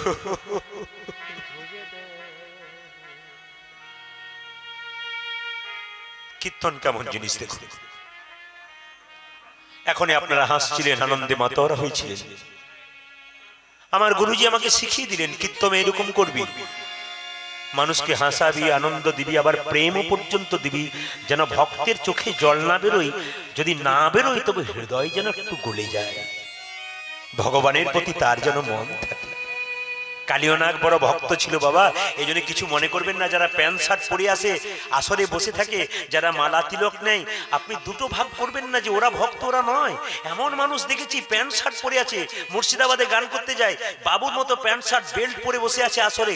আমি যখন কীর্তন থেকে বাসায় যাই, এমন এমন প্রশ্ন করে আর এমন কান্নাকাটি করে, তখন বুঝেনি তোমার ভেতরে যে প্রেমের জল, বাইরে তুমি দেখতে নারকেল, কিন্তু ভেতরে যে তোমার শ্বাস জল ভর্তি আছে। এমন মানুষ এই জগতে অনেকে আছে, প্যান্ট শার্ট পরে আসে, কিন্তু ভেতরে যাতে নারকেলের শ্বাস জলের মতো প্রেম ভক্তি আছে, বলেই তো তারা হরি কথা শুনতে পায়। আমাদের দিকে তাকালে দেখবেন আমাদের শরীরে বিষ আছে। বলবেন বিষটা কি বলুন তো? অভিশাপ। হুট করতে মানুষ দেখলে অভিশাপ দিয়ে দিই, বিষ। হুট করলে মানুষের সঙ্গে ভালো ব্যবহার করি না, এটা বিষ। যেমন আমরা কীর্তন করতে যাই, এখন তো প্রদীপ পালের পোস্টারটা দেখলেই মানুষ বুঝে নেয় উনি যাচ্ছেন। গাড়ি থামিয়ে, আপনাদের আশীর্বাদে গাড়ি থামিয়ে প্রণাম করে, ভক্তি করে, তারপর যাই রাস্তাঘাটে। ওই জন্য মাঝে মাঝে পোস্টার খুলে দিতে হয়, কারণ অসুবিধা হয়, বহু জায়গাতে দাঁড়াতে হয় আমাদের। আগে যখন কীর্তন করতাম, যখন আমি চিনত না, লোককে জিজ্ঞেস করতাম, দাদা এটা কি পুরুলিয়ার মুরাড্ডি? ধরুন কথা মানে বলছি, বলতে পারলাম না, জানি না আমি, মানে জানে তবু। আবার দেখবেন কাউকে জিজ্ঞেস করা হবে, দাদা এটা কি মুরাড্ডি? হ্যাঁ হ্যাঁ এটাই তো মুরাড্ডি। দুটো মানুষের মধ্যে তফাৎ দেখুন, একজন প্রেম সে বললো, একজন বললো না। যে বললো না তার মধ্যে বিষ আছে। মায়েরা, মানুষের সঙ্গে ভালো ব্যবহার করতে শিখুন। সবার কাছে মিনতি আমার, ভালো ব্যবহার করতে গেলে টাকা পয়সা খরচা হয় না, কিন্তু একটা মানুষের সঙ্গে ভালো ব্যবহার করলে গোবিন্দের কৃপা পাওয়া যায়। যে মানুষ আপনার কথায় সন্তুষ্ট হয়ে যায়, গোবিন্দের কৃপা আপনার প্রতি বর্ষণ হয়। মানুষকে প্রেম দিতে শিখুন, মিষ্টি কথা বলতে শিখুন। কেন? রামকৃষ্ণ পরমহংসদেব বলেছে, তোমার বাড়িতে কেউ যদি যায়, দুটো মিষ্টি জল দিতে পারো না পারো, দুটো মিষ্টি কথা অন্তত বলবো। দুটো মিষ্টি কথা বললে সে যেন শান্তি পায়। আপনি এমন কথা কাউকে বলবেন না যে কথা শুনলে মানুষের কষ্ট হয়, আপনি কষ্ট পাবেন। কেন? আপনিও পাবেন কষ্ট। আপনি কাউকে অভিশাপ দেবেন, কষ্ট দেবেন, খেতে দেবেন না, অন্যায় করবেন। জেনে নিন, ব্যাংকে 50,000 টাকা জমা দিলে 10 বছর পর ডবল হয়। আপনি যাকে কষ্ট দেবেন, আপনার যখন বয়স হবে, ওটা আপনি ডবল করে ফেরত পেয়ে যাবেন। এই জন্য আপনাদের কাছে নিবেদন রইল মায়েরা, ভক্ত যারা হয় তাদের শত্রু প্রচুর হয়ে যায়। দেখবেন এই যে দাদা ভাইরা তিলক নিয়েছে, মালা নিয়েছে, আপনারা অনেকেই নিয়েছেন, দেখবেন ভক্ত হলেই দেখবেন তার পেছনে শত্রু হয়। আমি অনেক জায়গাতে দেখেছি, তিলক মালা যদি কম বয়সে নেয় না, পাশের বাড়ির লোকটা বলে, বাবা কত বড় ভক্ত হয়ে গেল। কিন্তু একটা কথা জেনে নিন আপনারা সবাই, ভক্ত শত্রুর দিকে তাকায় না, নরম হয়। একবার জীবকে জিজ্ঞাসা করা হলো, জীবকে, যে জীব 32 জন দাঁত, শক্ত, চারিদিকে শত্রু, যে কোনো সময় কাটতে পারে, তুমি এত সুন্দর আছো কেন, তোমার কিছু হয় না? বলে আমি নরম বলেই আছি। বুঝতে পেরেছেন কিছু? বলে আমি নরম বলেই আছি। সংসারে শত্রু অনেক হবে, আপনি নরম হন, 32টা দাঁতের মতো শত্রু আপনার কিছু করতে পারবে না।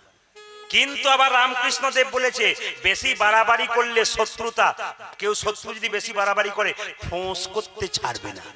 ওই জন্য একদিন দাঁতগুলো একদিন জীবকে বলল, তুই যদি কিছু মনে করিস না যে আমরা শক্তি নাই, তাহলে ভুল করছিস। এমন মাঝে মাঝে দাঁতে জিভে মারামারি হয় না? জোরে বলুন, অনেকেরই হয়। তো দাঁতটা বলছে 32 জন, এমন তোকে দেবো না যে 32টা দাঁত আমরা আছি, চিবিয়ে চিবিয়ে তোকে টুকরো টুকরো ভাগে পাবো না। জীব বলছে মেনে নিলাম সবই কথা, কিন্তু আমি এমন একটা কাজ করব যে 32 জনকে এখান থেকে সরিয়ে দেবো, তোরা তার জান না। বলে কিরকম? রাস্তা দিয়ে লোক পেরিয়ে যাবে, এমন একটা গাল দিয়ে দেবো না, এক চড়েই 32 জন ঝরে পড়ে। তাহলে কীর্তনে কত মজা আছে, অথচ শিক্ষা আছে। দেখুন, আপনারা নিজেরা ঝগড়া করেন, আপনারা নিজেরা বিবাদ করেন, কিন্তু আপনাদের শরীরে দুটো জিনিস আছে যারা বিবাদই করে না, অথচ দুজনকে দেখতে পাই না। বুঝিয়ে দেবো আমি। আপনারা লোকের সঙ্গে বিবাদ করছেন, ঝগড়া করছেন, কিন্তু আপনার শরীরে দুটো জিনিস রয়েছে, কারোর সঙ্গে বিবাদ করে না। কি বলুন তো? দুটো চোখ। একসঙ্গে জাগে, একসঙ্গে ঘুমায়, একসঙ্গে কাঁদে, কিন্তু আশ্চর্যের ব্যাপার দুজন দুজনকে দেখতেই পায় না, অথচ কত মিল। দেখুন, আপনার শরীরে এদের কত মিল, আর আপনার মধ্যে থাকবে না কেন? মানুষ হয়ে যান না, গোবিন্দের কৃপা হয়ে যাবে। এই যে সবাই লক্ষ্য করুন, ভগবান শ্রীকৃষ্ণ বলল, মা বলে কি, আমায় সাজিয়ে দাও। কেন? তো বুঝতে পেরেছে কালেও না কষ্ট দি, আপনাদের সাজতে হবে। সাজার কথা যখন এলো তখন বলে দিই, সাজ যদি ঠিক না হয় তবে সাজা পাবেন। সাজা মানে শাস্তি। সাজবেন কি আমি জানি, আপনারা বলবেন কি, আমি বলবো কি। তুলসীর মালা কণ্ঠে নেবেন। তুলসীর মালা পরলেই লোকে ঠাট্টা করে, অনেকে নেয় না। যেমন আমাদের পাশের বাড়িতে একটা মেয়ে তুলসীর মালা নিয়েছে, 23 বছর বয়স, 3 বছরের বাচ্চা কোলে নিয়ে বাচ্চাটাকে নিরামিষ খাওয়ায়। তো পাশের বাড়ির মেয়েটা বলতে শুরু করেছে, দেখবে বোনটি, এখন থেকে তুমি বাচ্চাকে নিরামিষ খাওয়াচ্ছ, দুর্বল হয়ে যাবে। মেয়েটি কেমন উত্তর দিচ্ছে দেখুন, 23 বছরের মেয়ে উত্তর দিচ্ছে, দিদি আমার ছেলেকে আমি কি করব তার জন্য তোমার কাছে নির্দেশ নিতে হবে? মানে ও বলতে চাইছে আমিও খাই, তোর ছেলেটাকেও খাওয়া, আমার দলে নিয়ে আই। এইটাই আমাদের সবচেয়ে আশ্চর্যের ব্যাপার। কিন্তু মায়েরা যারা নিরামিষ খায় তারা বট গাছের মতো, আর যারা আমিষ খায় তারা কলা গাছের মতো। কেন বলুন তো? বট গাছ ধীরে ধীরে বাড়ে, বহুদিন পরে মরে, আর কলা গাছ হুড় হুড় করে বাড়ে, হুড় হুড় করে মরে। যে যত ভোগী সে তত রোগী, আর যে যত ত্যাগী সে তত নিরোগী। অনুকূল ঠাকুর তিনি বলেছেন। একজন বলছে পেট ভরে খাবো আর খাট ভরে যাবো, অসুবিধা নাই। আপনি যত খাবেন তত যাবার পথ পরিষ্কার হবে, যত ত্যাগ করবেন শরীর কমবে, আপনি ফ্রি থাকবেন। আর শরীর ভারী হবে, আপনি দৌড়াতে পারবেন না, আপনার অসুবিধা আছে। আচ্ছা মায়েরা, যে মাংস খায় তার দাঁত দেখবেন সামনের দাঁত দুটো বড় বড় থাকে। কুকুর মাংস খায়, দেখেছেন সামনের দাঁত দুটো বড়? জোরে বলুন হ্যাঁ না না। আচ্ছা বাঘ মাংস খায়, তার দাঁত দুটো জোরে বলুন বড়, জোরে বলো। মানুষ মাংস খায়, তার সামনের দাঁত দুটো। দু চারজন দেখছে আমি খাই, তাহলে আমার কি বড় হয়ে গেল নাকি? না না, তত্ত্ব বলছে যে যে যত নিরামিষ খাবে সে তো। আর বলবেন না দাদা, দোকানে যখন দেখি এরকম কাটে না, তখন মাথাটা আমার খারাপ হয়ে যায়। ওইটাই তো দোষ। কিন্তু জেনে রাখবেন, যে যত কাটবে না পরের জন্মে ওইগুলো আবার ওকে কাটবে, তৈরি হয়ে আছে। এত সোজা নয়, একটা জীবনের বদলে জীবন দিতে হয়। একটু বলে রাখি, মায়ের মন্দির প্রতিষ্ঠা করলেন কে? অজিত বাবু। কালী মন্দির। তা মা কালীর তত্ত্ব যদি একটু ছোট করে না বলি তাহলে মাকে অপমান করা হয়। মায়েরা বলবেন একটু, মায়ের কটা হাত? বুঝে বলবেন, কিন্তু না বুঝে বলবেন না। কটা হাত? বাচ্চারা 4টা বলছে, আর দাদা ভাইরা মনে মনে ভাবছে 2-4টা পেছন দিকে থাকতে পারে, কীর্তনিয়া জানে। আমাদের মা বলাটাই ভালো। হ্যাঁ দেখুন, বাচ্চাদের সরল মন্ত্র বলেছে, মায়ের কটা হাত? 4টা হাত। দেখুন, একটা হাতে বলছে দে, একটা হাত দেখবেন এরকম দেবো, একটা হাতে কি থাকে? মুন্ড, একটা হাতে থাকে কি? খড়গ। মা কি বলতে চাইছে? দে। কি দে? ভক্তি দে। আমরা কলির জীব, ভক্তি দিতে পারলাম না, টাকা আছে, মায়ের ফাঁকা হাতে কদমা দিয়ে দিলাম। কোন জায়গায় লেখা আছে মায়ের হাতে কদমা দিতে হয়? মা বলছে দে। যদি ভক্তি দিবি দেব, আশীর্বাদ দেব, অর্থ দেবো। অর্থ মানে টাকা নয়, আশীর্বাদ দিয়ে দেবো তোকে। এই দেখ টাকা। আর যদি কামনার বসে ছুটে আসবি না, এই দাও সেই দাও ওই দাও, দেখতে পাচ্ছিস আমার হাতে কে আছে আর কে ঝুলছে, তোকে এরকম ঝুলিয়ে ছেড়ে দেবো। এই জন্য মায়েরা আপনারা বলবেন যে মায়ের হাতে যে মুন্ডটা ঝুলছে, ওই মুন্ডটা কে? জেনে নিন। সামনে দুর্গাপুজো, মায়ের মন্দিরে কথা শুনবেন। দুর্গা মাতা 3য় নয়ন থেকে মা কালীর জন্ম। দুর্গা মায়ের 3 নম্বর চোখ, এই যে এখানে থাকে না কপালে ললাটে, ওই চোখ থেকে কালীর জন্ম। কেন বলুন তো? না, শুম্ভ নিশুম্ভ নামে দুজন অসুর ছিল, 2 ভাই ছিল, খুব অত্যাচারী ছিল। এরা মেয়েদেরকে মা জ্ঞান করতো না। একবার মা দুর্গার দিকে ছুটে গেল কামনার বসে, মা তখন তার 3য় নয়ন থেকে মা কালীর জন্ম দিলেন। আর মা কালী করাল বদনী উলাঙ্গিনী খड्गধারিণী সঙ্গে সঙ্গে নিশুম্বের মস্তক ছেদন করলেন। জেনে নিন, অসুরের রক্ত যত মাটিতে পড়বে তত অসুর সৃষ্টি হবে। তাই প্রথমে মা কি করলেন, ওই মুন্ডটাকে কেটে সেই রক্ত মাটিতে পড়তে দিলেন না, জীব দিয়েছে দেখলেন, সেই রক্ত আবার মাটিতে পড়তে দিলেন না। কার মুখে দিলেন? শ্রীগাল দিলেন না, জোরে বলুন। ওটা শ্রীগাল নয়, শ্রীগালিনী। আসলে ও কে বলুন তো? মা যোগমায়া। যখন কৃষ্ণের জন্ম হয়েছিল, তার বাবা যখন মাথায় করে যমুনা পার করছিল, তখন শ্রীগালিনী মূর্তি ধরি মা যোগমায়া রাস্তা দেখিয়ে দিয়েছিল। এই জন্য মায়েরা যে শ্রীগালিনীকে দেখতে পাচ্ছেন, উনি যোগমায়া, শ্রীগালিনীর মুখে দিলেন। আচ্ছা, এরপর যাব। আচ্ছা বলুন তো, মা জিভটা বাড়ি আছে কেন, দাঁত চেপে আছে কেন? যুক্তি আছে, প্রত্যেকটি কথার যুক্তি আছে, প্রত্যেকটি তত্ত্ব আছে, শুধু জানতে হবে। এখানে ড্যান্স হাঙ্গামা দেখতে আসেন নাই, কীর্তন শুনতে এসছেন। যেখানে ড্যান্স হাঙ্গামা দেখবেন, কিছু মনে করবেন না, ভাইয়ে ভাইয়ে ঝগড়া হয়, একটু জায়গা নিয়ে। আর হরিনামে এসেছেন, গায়ে গায়ে গা লেগে যায়, ঝগড়া হয়। এটাই তো মহাপ্রভুর আশ্চর্য কৃপা। গায়ে গায়ে গা লাগছে, তবু কেউ কি ঝগড়া করছে না। আর ড্যান্স হাঙ্গামা হলে দেখবেন কেমন লড়াই চলতে হবে। আপনাদের কাছে নিবেদন রইল, মন দিয়ে শুনবেন মায়ের কথা। মা কালী জীবটাকে দাঁত দিয়ে চেপেছে, মানে কি? জীব হলো লালসার, বাবা ভেরি গুড, এটি বীরেন্দার ছেলে বোধহয়, নাকি তুমি? হ্যাঁ, কারণ বীরেন্দা হচ্ছে একজন ভালো শিল্পী আপনাদের এলাকাতে। ও কিন্তু বেহালা বাজায়, খুব ভালো লোক, খুব ভালো মানুষ। তো তার ছেলে কিন্তু আমার কীর্তন শুনে, শুধুমাত্র এরকম ছিল না, একজন আমাকে মেদিনীপুর থেকে বায়না করতে এসছে, বলছে বাবা আমার একটি মাত্র ছেলে সারাদিন শুয়ে থাকে, তোমার কীর্তন, এইটুকু বাচ্চা শুয়ে থাকে, তোমার কীর্তনটা চালু করে দিই, ও খুব নাচে হাসে। আমাদের তখন মনে হয় বাবা মা হয়ে পঙ্গু ছেলে জন্ম দিয়েছি, ও তোমার কীর্তন শুনে যদি নাচে হাসে, আমাদের মা বাবার মুখে একটু হাসি ওঠে। ওকে কীর্তন শোনার জন্য তোমাকে বায়না করবে, একদিন করে দেবে। আমি কথা দিয়েছি, পঙ্গু ছেলের জন্য আপনার বাড়িতে একদিন কীর্তন করে দেবো। দেখুন, এরা পঙ্গু রূপে জন্ম নিয়েছে কোনো কারণবশত। ঈশ্বরের কাছে আশীর্বাদ করুন, এদের কৃষ্ণ ভক্তি যেরকম জন্মে গেছে, আপনার কেন জন্মেছে বলুন তো? বাবা এই লাইনে আছে, হরিনামে, হরির কৃপা আছে বলে, তার রক্ত তার শরীরে বইছে বলে সেও কৃষ্ণ ভক্ত হয়ে গেছে। আপনি বাবা যদি কৃষ্ণ ভক্ত হয়ে যান, আপনার শরীরে রক্ত আপনার ছেলের শরীরে বইছে, আপনি জীবনের শেষে শান্তি পাবেন। আমি একটা ভালো ছেলে জন্ম দিয়ে গেলাম। অনেকে আমাকে বলে, প্রদীপ বাবু ছেলের জন্য কোটি কোটি টাকা রেখে গেলাম, চিন্তা নেই, মরে যাবো তো কোনো অসুবিধা নেই। আমি তাকে জিজ্ঞেস করি, কোটি টাকা রাখার আগে বিশ্বাস করে বলুন, বাচ্চাটাকে কেমন তৈরি করে গেলেন? আপনার টাকাটা মদ খেয়ে চরিত্র খারাপ করে নষ্ট করবে, না আপনার মৃত্যুর পর সাধুগুরু বৈষ্ণবকে সেবা দিয়ে জীবনটাকে সুন্দর করে? এইরকম বাচ্চা জন্মদিন, বাচ্চাকে টাকা রাখার দরকার নাই বাচ্চার জন্য, বাচ্চাকে বিবেকবান করুন, শিক্ষিত করুন, দেখবেন বাচ্চা আপনার কর্ম অবশ্যই করবে। তাই যে জায়গাতে ছিলাম আমি, জীব হলো লালসার প্রতীক। এইরকম করে জীব লালসার প্রতীক।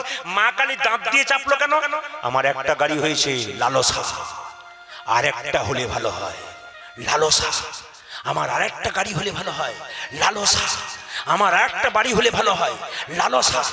বলছে ভগবান মা কালী জগৎ জননী বললেন, লালসা যখন বাড়বে, আমার আরো চাই আরো চাই, তখন তুমি মনে মনে ভাববে ভগবান যা দিয়েছে আমায় ঠিকই দিয়েছে, আর আমি ওর দিকে যাব না। কি করব? জীবটাকে, লালসাটাকে দাঁত দাঁত দাঁত দাঁতটা কি শুদ্ধ সত্য ধর্মের প্রতীক, দাঁত দিয়ে চেপে ধরবো।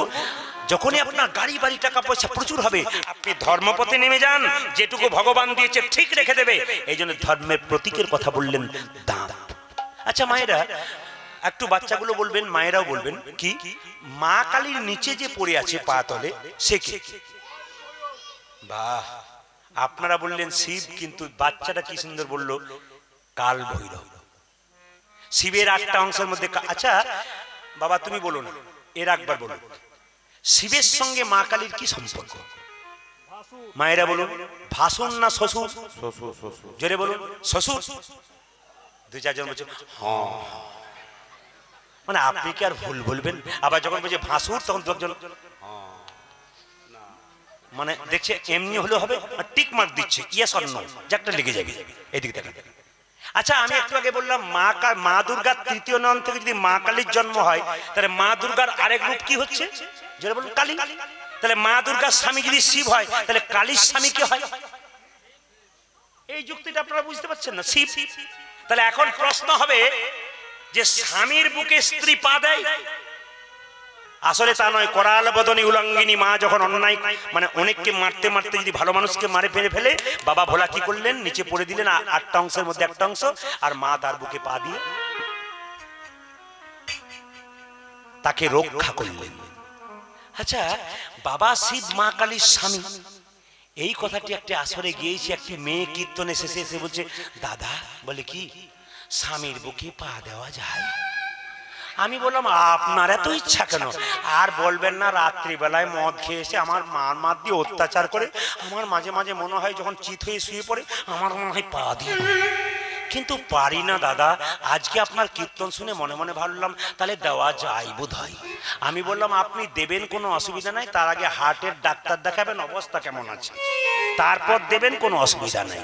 ওই জন্য আপনাদের কাছে নিবেদন রইল, মায়েরা সবাই লক্ষ্য করুন, যে জায়গাতে আমি ছিলাম আপনারা সাজবেন। কি সাজবেন? তুলসীর মালা পরবেন। তুলসীর মালা কেন পরবেন? যে যুক্তি দিয়েছিলাম, তুলসী মালা পরার 3টে যুক্তি। বিজ্ঞান বলল সব গাছে বজ্রপাত হয়, তুলসী গাছে হয় না। তুলসীর মালা পরে যে রাস্তা দিয়ে চলে যায়, 1000 দিকে বজ্রপাত হবে, ভক্তের মাথায় কোনোদিন বজ্রপাত হবে। এ কথা আমি প্রত্যেক আসরে বলেছি। গত কয়েকদিন আগে একটা জায়গায় গান করছিলাম, একজন ভদ্রলোক এসে বললেন, প্রদীপ বাবু আপনি তো সব জায়গায় বলেন তুলসীর মালা পড়লে বজ্রপাত হয় না, আমাদের পাশের বাড়ি একটা লোক মোটা পাড়া, তার মোটা মোটা তুলসীর মালা পড়েছিল, কারো মাথায় বজ্রপাত পড়ে নাই, ওরই মাথায় বজ্রপাত হয়েছে। তা আমি বললাম, আমাকে জিজ্ঞেস করছে এইবার বলুন কেন হলো? আমি উত্তর দিলাম। কি উত্তর দিলাম? গোয়ালার কাছে 1 কেজি দুধ কিনেছেন, 700 গ্রাম জল থাকলে সর পড়বে, মাখন পড়বে। আপনি তুলসীর মালা পড়েছেন আর খারাপ খারাপ কাজ করছেন, আপনার মাথায় পড়বে না, তুমি লোকের মাথায় পড়বে, আপনার মাথায় তাকে পড়বে। এই যে তুলসীর মালা পড়বেন আর আপনি অন্যায় করবেন, তা হবে না। ও মায়েরা, আর তুলসীর মালা কথা বলে রাখি, বিজ্ঞান বলল সব গাছে বজ্রপাত হয়, তুলসী গাছে হয় না। ধর্ম কি বলল?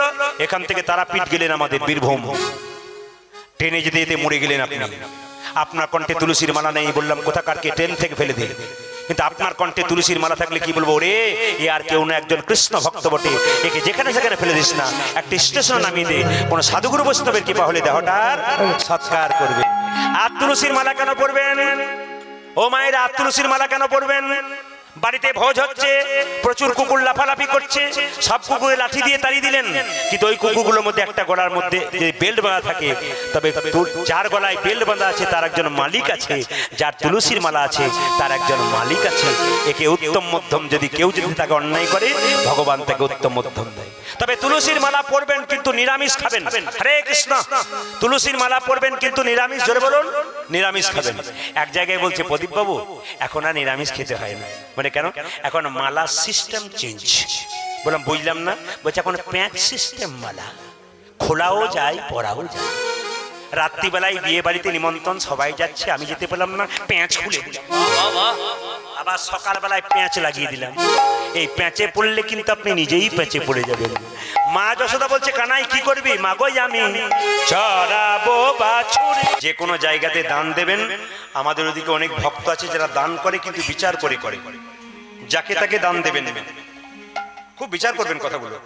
আমার কথার মধ্যে যুক্তিগত থাকলে আপনি নেবেন, অযৌক্তিক থাকলে নেবেন নেবেন। আপনি কাউকে দান করছেন, কোন একজন ভদ্রলোক এসে বলছে আমার মেয়ের বিয়ে, আমি খুব গরিব, আমাকে কিছু দিন, আপনি দেবেন, 100% দেবেন, কিন্তু বিচার করে দেবেন, সত্যি যাচাই করে দেবেন মেয়ের বিয়ে তো না অন্যভাবে টাকাটা নিয়ে যাচ্ছে। একজন বলল, মা ও মা আমাকে 4 কেজি চাল দাও, 10 দিন খাই না, 100 টাকা দাও, খাবো পেট ভরে। মায়েরা খুব দয়ালু, কি করলেন, 4 কেজি চাল 100 টাকা দিয়ে দিলেন। ওই ছেলেটা গিয়ে মদের দোকানে বিক্রি করে মদ খেল। কিন্তু কোন বৈষ্ণব যদি আপনার বাড়িতে এসে বলল, মা কিছু দাও, মায়েরা 1 মুষ্টি চাল আপনি দিলেন, এদিকে তাকাবেন, 1 মুষ্টি চাল দিলেন, বৈষ্ণব বাড়ি নিয়ে গেল, 3টে ইট পেতে প্রসাদ তৈরি করলো, ভগবানের চরণে তুলসী পাতা দিয়ে বলল, হে গোবিন্দ এটা আমার নয়, যে দিয়েছে তার পরিবারের যেন মঙ্গল। হরি বল, হরি বল। যাকে তাকে দেবেন না, পরম বৈষ্ণব ভক্ত, তিলক মালা থাকবে, ভক্তি থাকবে, তাকে দেখে আপনি দেবেন। ছেলের বিয়ে দিচ্ছেন, মেয়ের বিয়ে দিচ্ছেন, প্রথমেই ভুল করছেন। কার্ডের মধ্যে কি লেখেন? শুভ বিবাহ লেখেন না? জেনে বলুন হ্যাঁ না না। কিন্তু প্রদীপ পালের কথাটা বিচার করে বলুন, কার্ডের মধ্যে শুভ বিবাহ লেখেন, কিন্তু ওটা আপনারা অন্যায় করেন লিখে। কেন? যে বিবাহে 25টা পাখি কাটা হয়, 4টা ছাগল কাটা হয়, ওইখানে বিবাহ শুভ কি করে হয়? আপনারা বিচার করে বলুন, যেখানে রক্ত ঘাটাঘাটি হয়, জীবন নিয়ে খেলা হয়, সেই জায়গাতে শুভ হয় না অশুভ হয়? আপনি ছেলের বিয়ে দিচ্ছেন, মেয়ের বিয়ে দিচ্ছেন, আপনি এইসব করছেন, শুভ বিবাহ লিখবেন কেন? আস্তে, শুভ বিবাহ তখনই মানায় যে বিবাহের মধ্যে যারা ভগবানকে দিয়ে খায় তাদের আগে খাওয়ান। যারা মা হয়েছেন মেয়ের বিয়ে দেবেন, যারা বাবা হয়েছেন মেয়ের বিয়ে দেবেন, ছেলের বিয়ে দেবেন, তাদের কাছে আমার একটা মিনতি রইল, আপনি সবাইকে নিমন্ত্রণ করবেন, কিন্তু মেয়ের বা ছেলের বিয়ে 7 দিন আগে 10-12 জন পরম বৈষ্ণবকে ডেকে সেবা দিন। কেন? ওরা ভগবানকে দিয়ে তারপর খায়। আর এমন লোক আপনার বাড়িতে খাবে যারা কোনোদিন ভগবানের নামগন্ধ করে না, তারাও খাবে, আর যারা বৈষ্ণব তাদেরকে আগে খাওয়ানো। সে যখন খাবে না, খাওয়ার পর জিজ্ঞেস করবেন, বাবা বৈষ্ণব খাবার কেমন হলো? উনি বলবেন, খাবার বলতে নেই মা, প্রসাদ বলতে হয়। যদি নুন মাখা হয়ে যায় তাও বলবে, অমৃত খেলাম মা, অমৃত খেলাম। আশীর্বাদ কি দেবে জানেন? ওগো মা, তোমার মেয়ের বিয়েতে খেয়ে গেলাম, তোমার মেয়ের স্মৃতি সিঁদুর দীর্ঘায়ু হোক। আশীর্বাদ দিল, ওটা সারা জীবন আপনার মেয়ের জীবনের সঙ্গে থাকবে। বৈষ্ণবের আশীর্বাদ ওটা আগে করুন। আপনি হ্যাঁ সেই লোককে খাওয়াবেন যে ভগবানকে কোনোদিন দেয় না। একটা লাল গাড়িতে এলো 4 চাকাতে, আপনার বাড়িতে খেলো, খাবার পর একটা 2000 টাকা প্রেজেন্টেশন দিল। যখন গাড়ি ছেড়ে ঘর যাচ্ছে, লোকে জিজ্ঞেস করছে, দাদা কেমন খেলেন?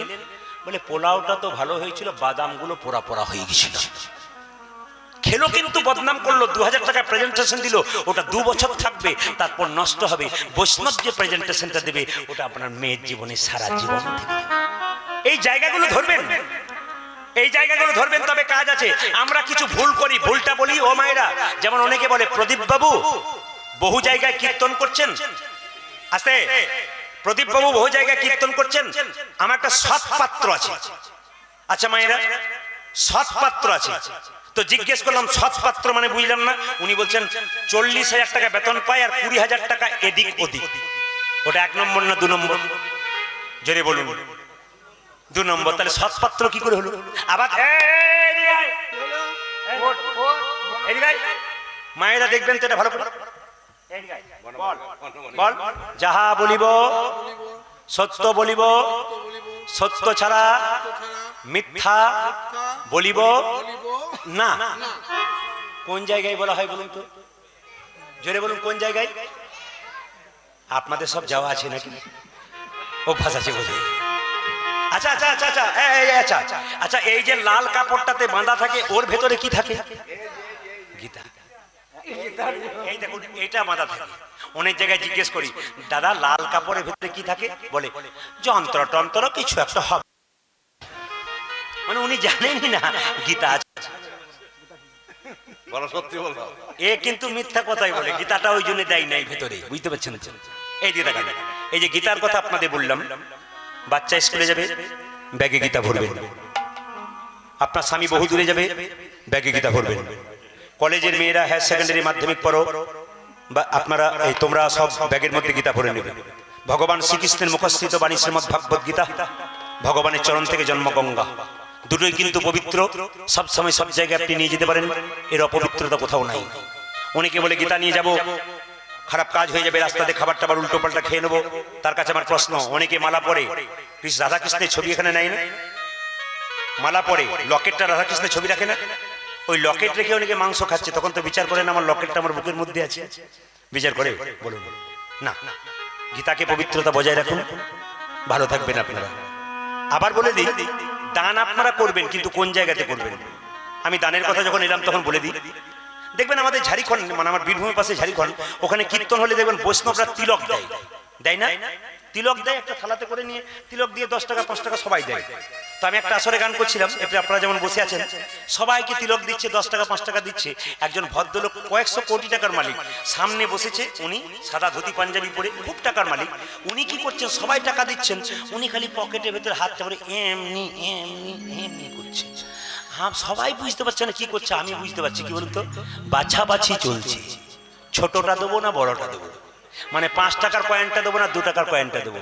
ভগবান বলছে, তোর পকেটে কত আছে ওটাও জানি, ব্যাংকে কত আছে ওটাও জানি, এমন পোকা লাগা বেগুন দিয়ে দেবো না, নার্সিং হোম আর ঘর করে করে বেড়াবে। তো তখন তো ছোট বড় মেজ সব বেরিয়ে চলে যাবে। এই জন্য বাবা আপনাদের বলি, দান করবেন সঠিক জায়গাতে, দানের লাভ আছে। কিন্তু একটা কথা বলি, দান করবেন নাম দেবেন না। দান করবেন অহংকার দূর হবে। মেয়ের বিয়েতে 5,000 টাকা দিচ্ছেন, তাকে বলবেন তুমি 10 টাকা আমায় দাও। তুমি যেমন 5,000 নিলে আমাকে 10 টাকা দাও। কেন? যদি কোনোদিন তুমি ওকে বলে ফেলো আমি ছিলাম বলে তোর মেয়ের বিয়ে হয়েছে, তোকে আমি 5,000 টাকা দিয়েছি, ওই লোক তখন বলবে তুমি যেমন আমাকে 5,000 টাকা দিয়েছো, তুমি সেরকম 10 টাকা তো আমার কাছ থেকে নিয়েছো। অহংকার কিন্তু দানের অহংকার দূরে যায় দানের প্রতি দান দিলে। ওই জন্য যখন কাউকে দেবেন না অহংকার জন্মাবে না। 5টা টাকা ঘুরে নেবেন, দাও আমার কাছে 5টা টাকা। দেখবেন আমরা একচক্রগ্রাম নিতাই ধাম ওদিকে কীর্তন করতে যাই, তারাপীঠের দিকে বিরাট বড় মন্দির তৈরি হচ্ছে, কোথাও দানের নাম নেই। আপনারা অবাক হয়ে যাবেন, বিরাট মন্দির 10 কিলোমিটার দূর থেকে দেখা যাচ্ছে, তো ট্রাকে করে প্রচুর মাল আসছে, চিপস, ইট, হ্যাঁ, সিমেন্ট, পাথর সব আসছে। জিজ্ঞেস করছি ড্রাইভারকে, আচ্ছা বাবা এত সব কে দিয়ে পাঠিয়েছে? আমার বাবু বলেছে নাম বলবি না, মানুষের খাতায় নাম লেখাবি তো আমার অহংকার বাড়বে, ভগবানের কাছে নাম লেখাবি তো আমার প্রেম যাবে। আপনি দেবেন তো ভগবানের খাতায় দিন, ভেতরে দিন, হৃদয়ে দিন। আপনি নাম দেবেন না, যখনই নাম দেবেন আমি দিলাম, তখনই দেখবেন আপনার অহংকার সব চলে গেল। এই জন্য তো আমাদের গ্রামে একটা মন্দির আছে, দুর্গা মন্দির। একটা ছেলে তার মায়ের নামে ফ্যান দিয়েছে, ফ্যানের নিচে লিখে দিয়েছে রাজুবালা সরকার। ফ্যানও ঘুরছে, রাজুবালা সরকারও ঘুরছে। একদিন মা বলছে, স্বপ্ন দিচ্ছে, বাবা খোকা তুই কেমন আছিস? একবারে ভালো নয়, তোমার জন্য মন খারাপ। মা তুমি কেমন আছো? বলছে আমি তো আরো ভালো নাই। বাবা বলে কেন? আমি ঘুর ঘুর ঘুর ঘুর ঘুর ঘুর। আপনাদের কাছে নিবেদন রইল, দান করবেন কিন্তু নাম দেবেন না। কৃষ্ণের ওপরে কৃষ্ণ কালীয় নাগের মাথায় চাপবে, আপনারা দেখতে পাবেন। সবাই মাথায় কাপড় নিন। দাদা ভাইরা যারা আছেন রুমাল তোয়ালে থাকলে মাথায় কাপড় নিন, আর মায়েরা তো মাথায় কাপড়টা নেবেন। রুমাল তোয়ালে থাকলে দাদা ভাইরা যদি থাকে আপনার একটু মাথায় নিন। এই সময় ভক্ত ভগবানকে মানে চরণাশ্রিত দিতে গেলে যখনই ভগবান ভক্তকে চরণে নেয় তখন একটু মাথায় কাপড় নিয়ে নত হতে হয়, তাহলে আপনিও কিন্তু চরণ পান। সবাই প্রেমসে, খুব ভালো লাগছে আপনাদের এই দৃশ্য দেখে, খুব খুশি হলাম আমি। তবে একটা কথা বলে রাখি, মানে অনেকে চালাকি করছেন আর কি। চালাকির জিনিস, চালাকির দ্বারা মহৎ কাজ হয় না, হয়, জোরে বলুন, হয় না। ফাঁকির জিনিস ফাঁকি দিয়ে যায়, চালাকির জিনিস চালাকি যায়। বেশ। আচ্ছা আপনাদের এখানে গরুর হাট কোথায় আছে কি জোরে বলুন তো? আস্তে, কাশীপুর। আমি একটা প্রমাণ দিয়ে দিই, প্রথমে বাস্তব তারপর একটু মহাভারত ছোট্ট করে। কাশী আসতে একটা ঘোড়া চোর মুরাড্ডি রাস্তা দিয়ে চলে যাচ্ছে, একটা ঘোড়াকে চুরি করে, মানে চোর লোক তো। এই দিক দিয়ে অজিত বাবু রাস্তায় দাঁড়িয়ে আছে, জিজ্ঞেস করছে ও দাদা ঘোড়ার দাম কত? ওনার ঘোড়া চড়া শখ হয়েছে, ঘোড়ার দাম কত? চোরটা বলছে 10,000। ইনি বললেন 5-এ হবে না? বলে না 10-এই চাই। উনি গেলেন কাশীপুর হাটে বিক্রি করতে ঘোড়াটাকে। আচ্ছা চোরের উপর একজন থাকে, তার নাম কি জোরে বলুন? ও তো ঘোড়া বিক্রি করার জন্য চোর দাঁড়িয়েছে, বাটপার গিয়ে কি বলছে দেখুন, এই যে দাদা ঘোড়া বিক্রি আছে? বলে হ্যাঁ। দাম কত? বলে 10,000। তখন বাটপার বলছে লিখে ঘোড়া বেটা ছুটতে পারে না, 10,000 দাম বলছে। তখন চোরটা বলছে একবার চেপে দেখো কেমন ছোটে। বাটপার বলছে ওইটাই তো চাইছি, এমন চাপন চাপবো বেটা ফিরবই না। চালাকি মানে চোরের উপরে বটে আর কি। বলছে ভাই আমার কাছে তো পয়সা নাই, ঘর থেকে পয়সা নিয়ে আসি, জুতো জোড়া তোমাকে রেখে গেলাম তোমার কাছে, তোমার ঘোড়া 9টায় নিয়ে যাবো, 9:15-তে চলে আসবো। ওই যে 9টায় ঘোড়া ছেড়েছে, বিকেল 4:30 বেজে গেছে, আর ফেরে নাই। এখন লক্ষ্য করুন যে ঘোড়া চোর, সে ঘোড়া চোর কি করেছে, মুরাড্ডির পথ দিয়ে কাশীপুর থেকে সে জুতো জোড়া হাতে নিয়ে যাচ্ছে। অজিতদা জিজ্ঞেস করছে দাদা ঘোড়া বিক্রি হলো? হলো। বলে কততে হলো? বলে যে দামে কিনেছিলাম সেই দামে বেচলাম। তার মানে কি চুরির মাল চুরিতে। তাহলে চুরি করেছিল কে? গান্ধারী। চোখে কাপড় বেঁধেছিল কটা? 100টা। কত বছর বেঁধেছিল? 50 বছর। বছরে কবার খুলতো? একবার। কোন দিন? অক্ষয় তৃতীয়ার দিন। যখন কেন খুলেছিল গান্ধারী? এইদিকে তাকাবেন। কেন খুলেছিল? সেদিন নারায়ণের আবির্ভাব দিন, ওই জন্য গান্ধারী চোখের পটি খুলেছিল। চুরি করেছিল গান্ধারী। কি শব্দ শুনলে করবেন না। একদিন দুর্বাসা মুনি কুন্তির কাছে এসে বলেছিল মা পরমান্ন খাবো। মায়ের একটু জোরে বলবেন, পরমান্ন মানে কি? পরমান্ন মানে কি? পরমান্ন মানে কি? হ্যাঁ, খেয়েছো? এই পরমান্ন মানে কি? পরমান্ন মানে হচ্ছে খিচুড়ি। এই পরমান্ন খিচুড়ি। কি হয়েছে? খিচুড়ি খেয়ে খেয়ে পেটটাকে কি করেছে? মোটা করেছে, এই জন্য খিচুড়ি বলছে। একবার উঠবে না তুমি। পরমান্ন মানে কি মা বলুন? দুর্বাসা বলল, আস্তে আস্তে দুর্বাসা বলল, তোমার কাছে পরমান্ন খাবো, 100টা সোনার থালা চাই, 99 হলে হবে না। কুন্তি বলল, কোনো অসুবিধা নাই, আমি স্নান করে আসবো, ব্যাস আপনি অপেক্ষা করুন। লক্ষ্য করুন জায়গাটি কত সুন্দর। দুর্বাসা মুনি যখন কুন্তি স্নান করতে গেছে, গান্ধারী কুন্তির রূপ ধারণ করেছে, বলল, মণিবর এলাম আমি কুন্তি, এলাম আমি কুন্তি, আশীর্বাদ দাও। বুঝতে পারে নাই মুনি, বলল, আমি তোকে আশীর্বাদ দিলাম, শতপুত্রের জননী হও। গান্ধারী কুন্তির রূপ ধারণ করে চলে গেল 100টা সন্তান নিয়ে। আসল কুন্তি স্নান করে এসে বলল, মণিবর মণিবর আপনি সেবা করবো বলেছিলেন, তার ফাঁকে একটা কথা বলুন। কুন্তি বলেছিল 100টা সোনার থালা আপনাকে দেবো, আস্তে 100টা সোনার ধীরে করে 100টা সোনার থালা আমি আপনাকে দেবো। তো 99টা সোনার থালা দিয়েছে, 100টা দিতে পারে না। দুর্বাসা বলছে, খাবো না আমি। কেন? 100টা চাই, 99 হলে হবে না। গান্ধারী তখন নিজের বুকের জামাটা খুলে গরম পায়েসটা বুকের মধ্যে ঢেলে নিল।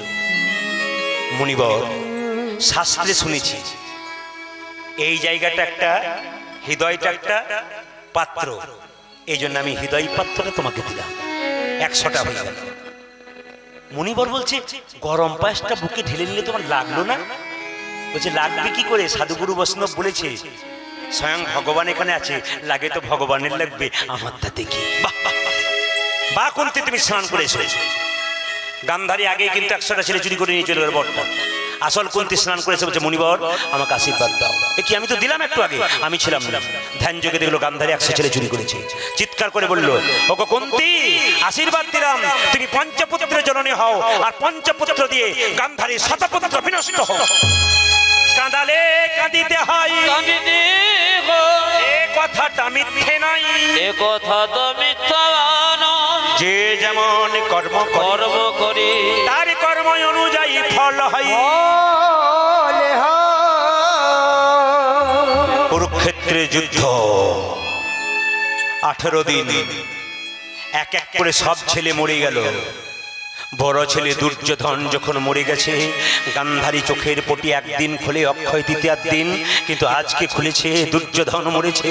আগুনের মশালটাকে নিয়ে গান্ধারী চোখের পটি খুলে কেঁদে কেঁদে বলছে, দুর্যোধন একবার আমায় মা বলে ডাক, একবার আমায় মা বলে একবার আমায় মা মা বলে ডাক। মা বলে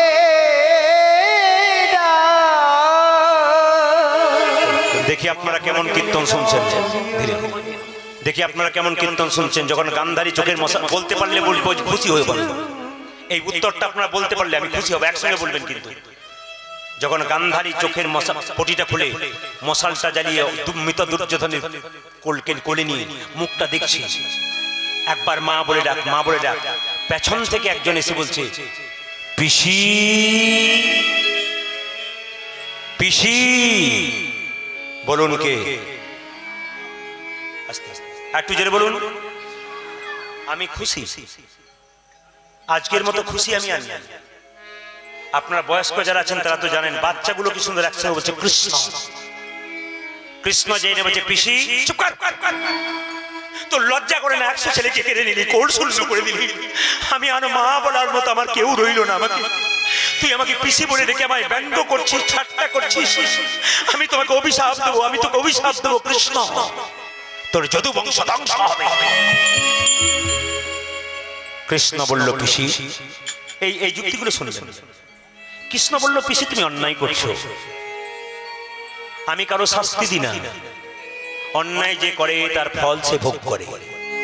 ওগো পিসি, 100 ছেলে হারানোর পেছনে তোমার কারণ আছে। কি? তুমি পূর্ব জন্মে ছিলে ব্রাহ্মণী, আগের জন্মে, আর তোমার স্বামী ধৃতরাষ্ট্র ছিল ব্রাহ্মণ। কি করে কাল আমি 100 ছেলে কেড়ে নিলাম? চুপ করো, আগে আমাকে বলতে দাও। তুমি ছিলে ব্রাহ্মণী, তোমার স্বামী ছিল ব্রাহ্মণ। বিয়ের পরে স্বামী স্ত্রী একটা ঘরে ছিল। মায়েরা বলুন তো, দাদা ভাইরা বলবেন, বিয়ের পরে স্বামী স্ত্রী একটা ঘরে থাকে, ওই ঘরটার নাম কি? ওই ঘরটার নাম কি? এই বিয়ে আবার উঠেছো? বিয়ের পরে স্বামী স্ত্রী এক ঘরে থাকে, ওই ঘরটার নাম কি? সেই ঘরটার নাম হচ্ছে আতুর ঘর। এর কথা শুনবেন নাকি? বাসর ঘর। গান্ধারী বলে উঠলো ব্রাহ্মণের রূপে, স্বামী বাড়ির অবস্থা কি করেছো? তাকিয়ে দেখো চারিদিকে, খালি মাকড়সার জাল, খালি ডিম আর ডিম, বাড়িটা অবস্থা কি করেছো? স্বামী ধৃতরাষ্ট্র ব্রাহ্মণ রূপে 100টা ডিম মাটিতে নামিয়ে দিয়েছে, আর গান্ধারী ব্রাহ্মণী রূপে সেই 100টা ডিমকে পায়ে করে নষ্ট করে দিয়েছে। মাকড়সাটি চিৎকার করে দেওয়াল থেকে বলছে, ওগো জগন্নাথ, তুমি জগতের না, তুমি জগতের নাম বিচার কর। বারবার বিচার করো। মায়েরা, জগন্নাথ মন্দিরে যারা গেছেন, জগন্নাথের চোখ গোল না পটল চেরা? জোরে বলবেন, কেন গোল? জগন্নাথের বিচার সমান, ব্রাহ্মণ গেলেও সমান, শূদ্র গেলেও সমান, ভিখারি গেলেও সমান, ধনী গেলেও সমান। ওই জন্য জগন্নাথের চোখ গোল। হে জগন্নাথ, বিচার করো।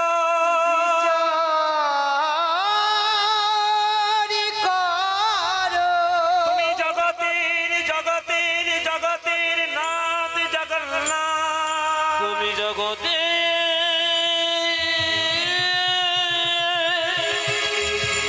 জগতে জগন্নাথ বিচার করলেন, যেমন তোর 100টা ছেলেও কেড়ে নিয়েছে, ও 100টা ছেলে হারাবে। বাবা, আজকে গান্ধারী 100 ছেলে হারালো।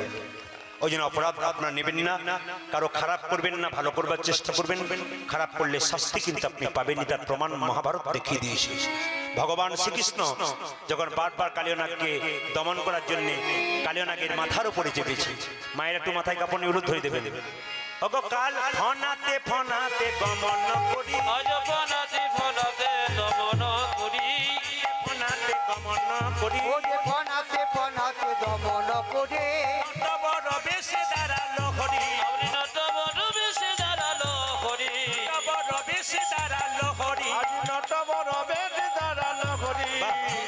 আপনাদের দেখে আমার খুব ভালো লাগছে যে আপনারা সবাই কাপড় নিলেন। এমনিতে নেন কিনা জানি না, আজকে যে নিলেন না কাপড়টা, এই মাথার কাপড়টার নাম লজ্জা, এটার নাম সভ্যতা।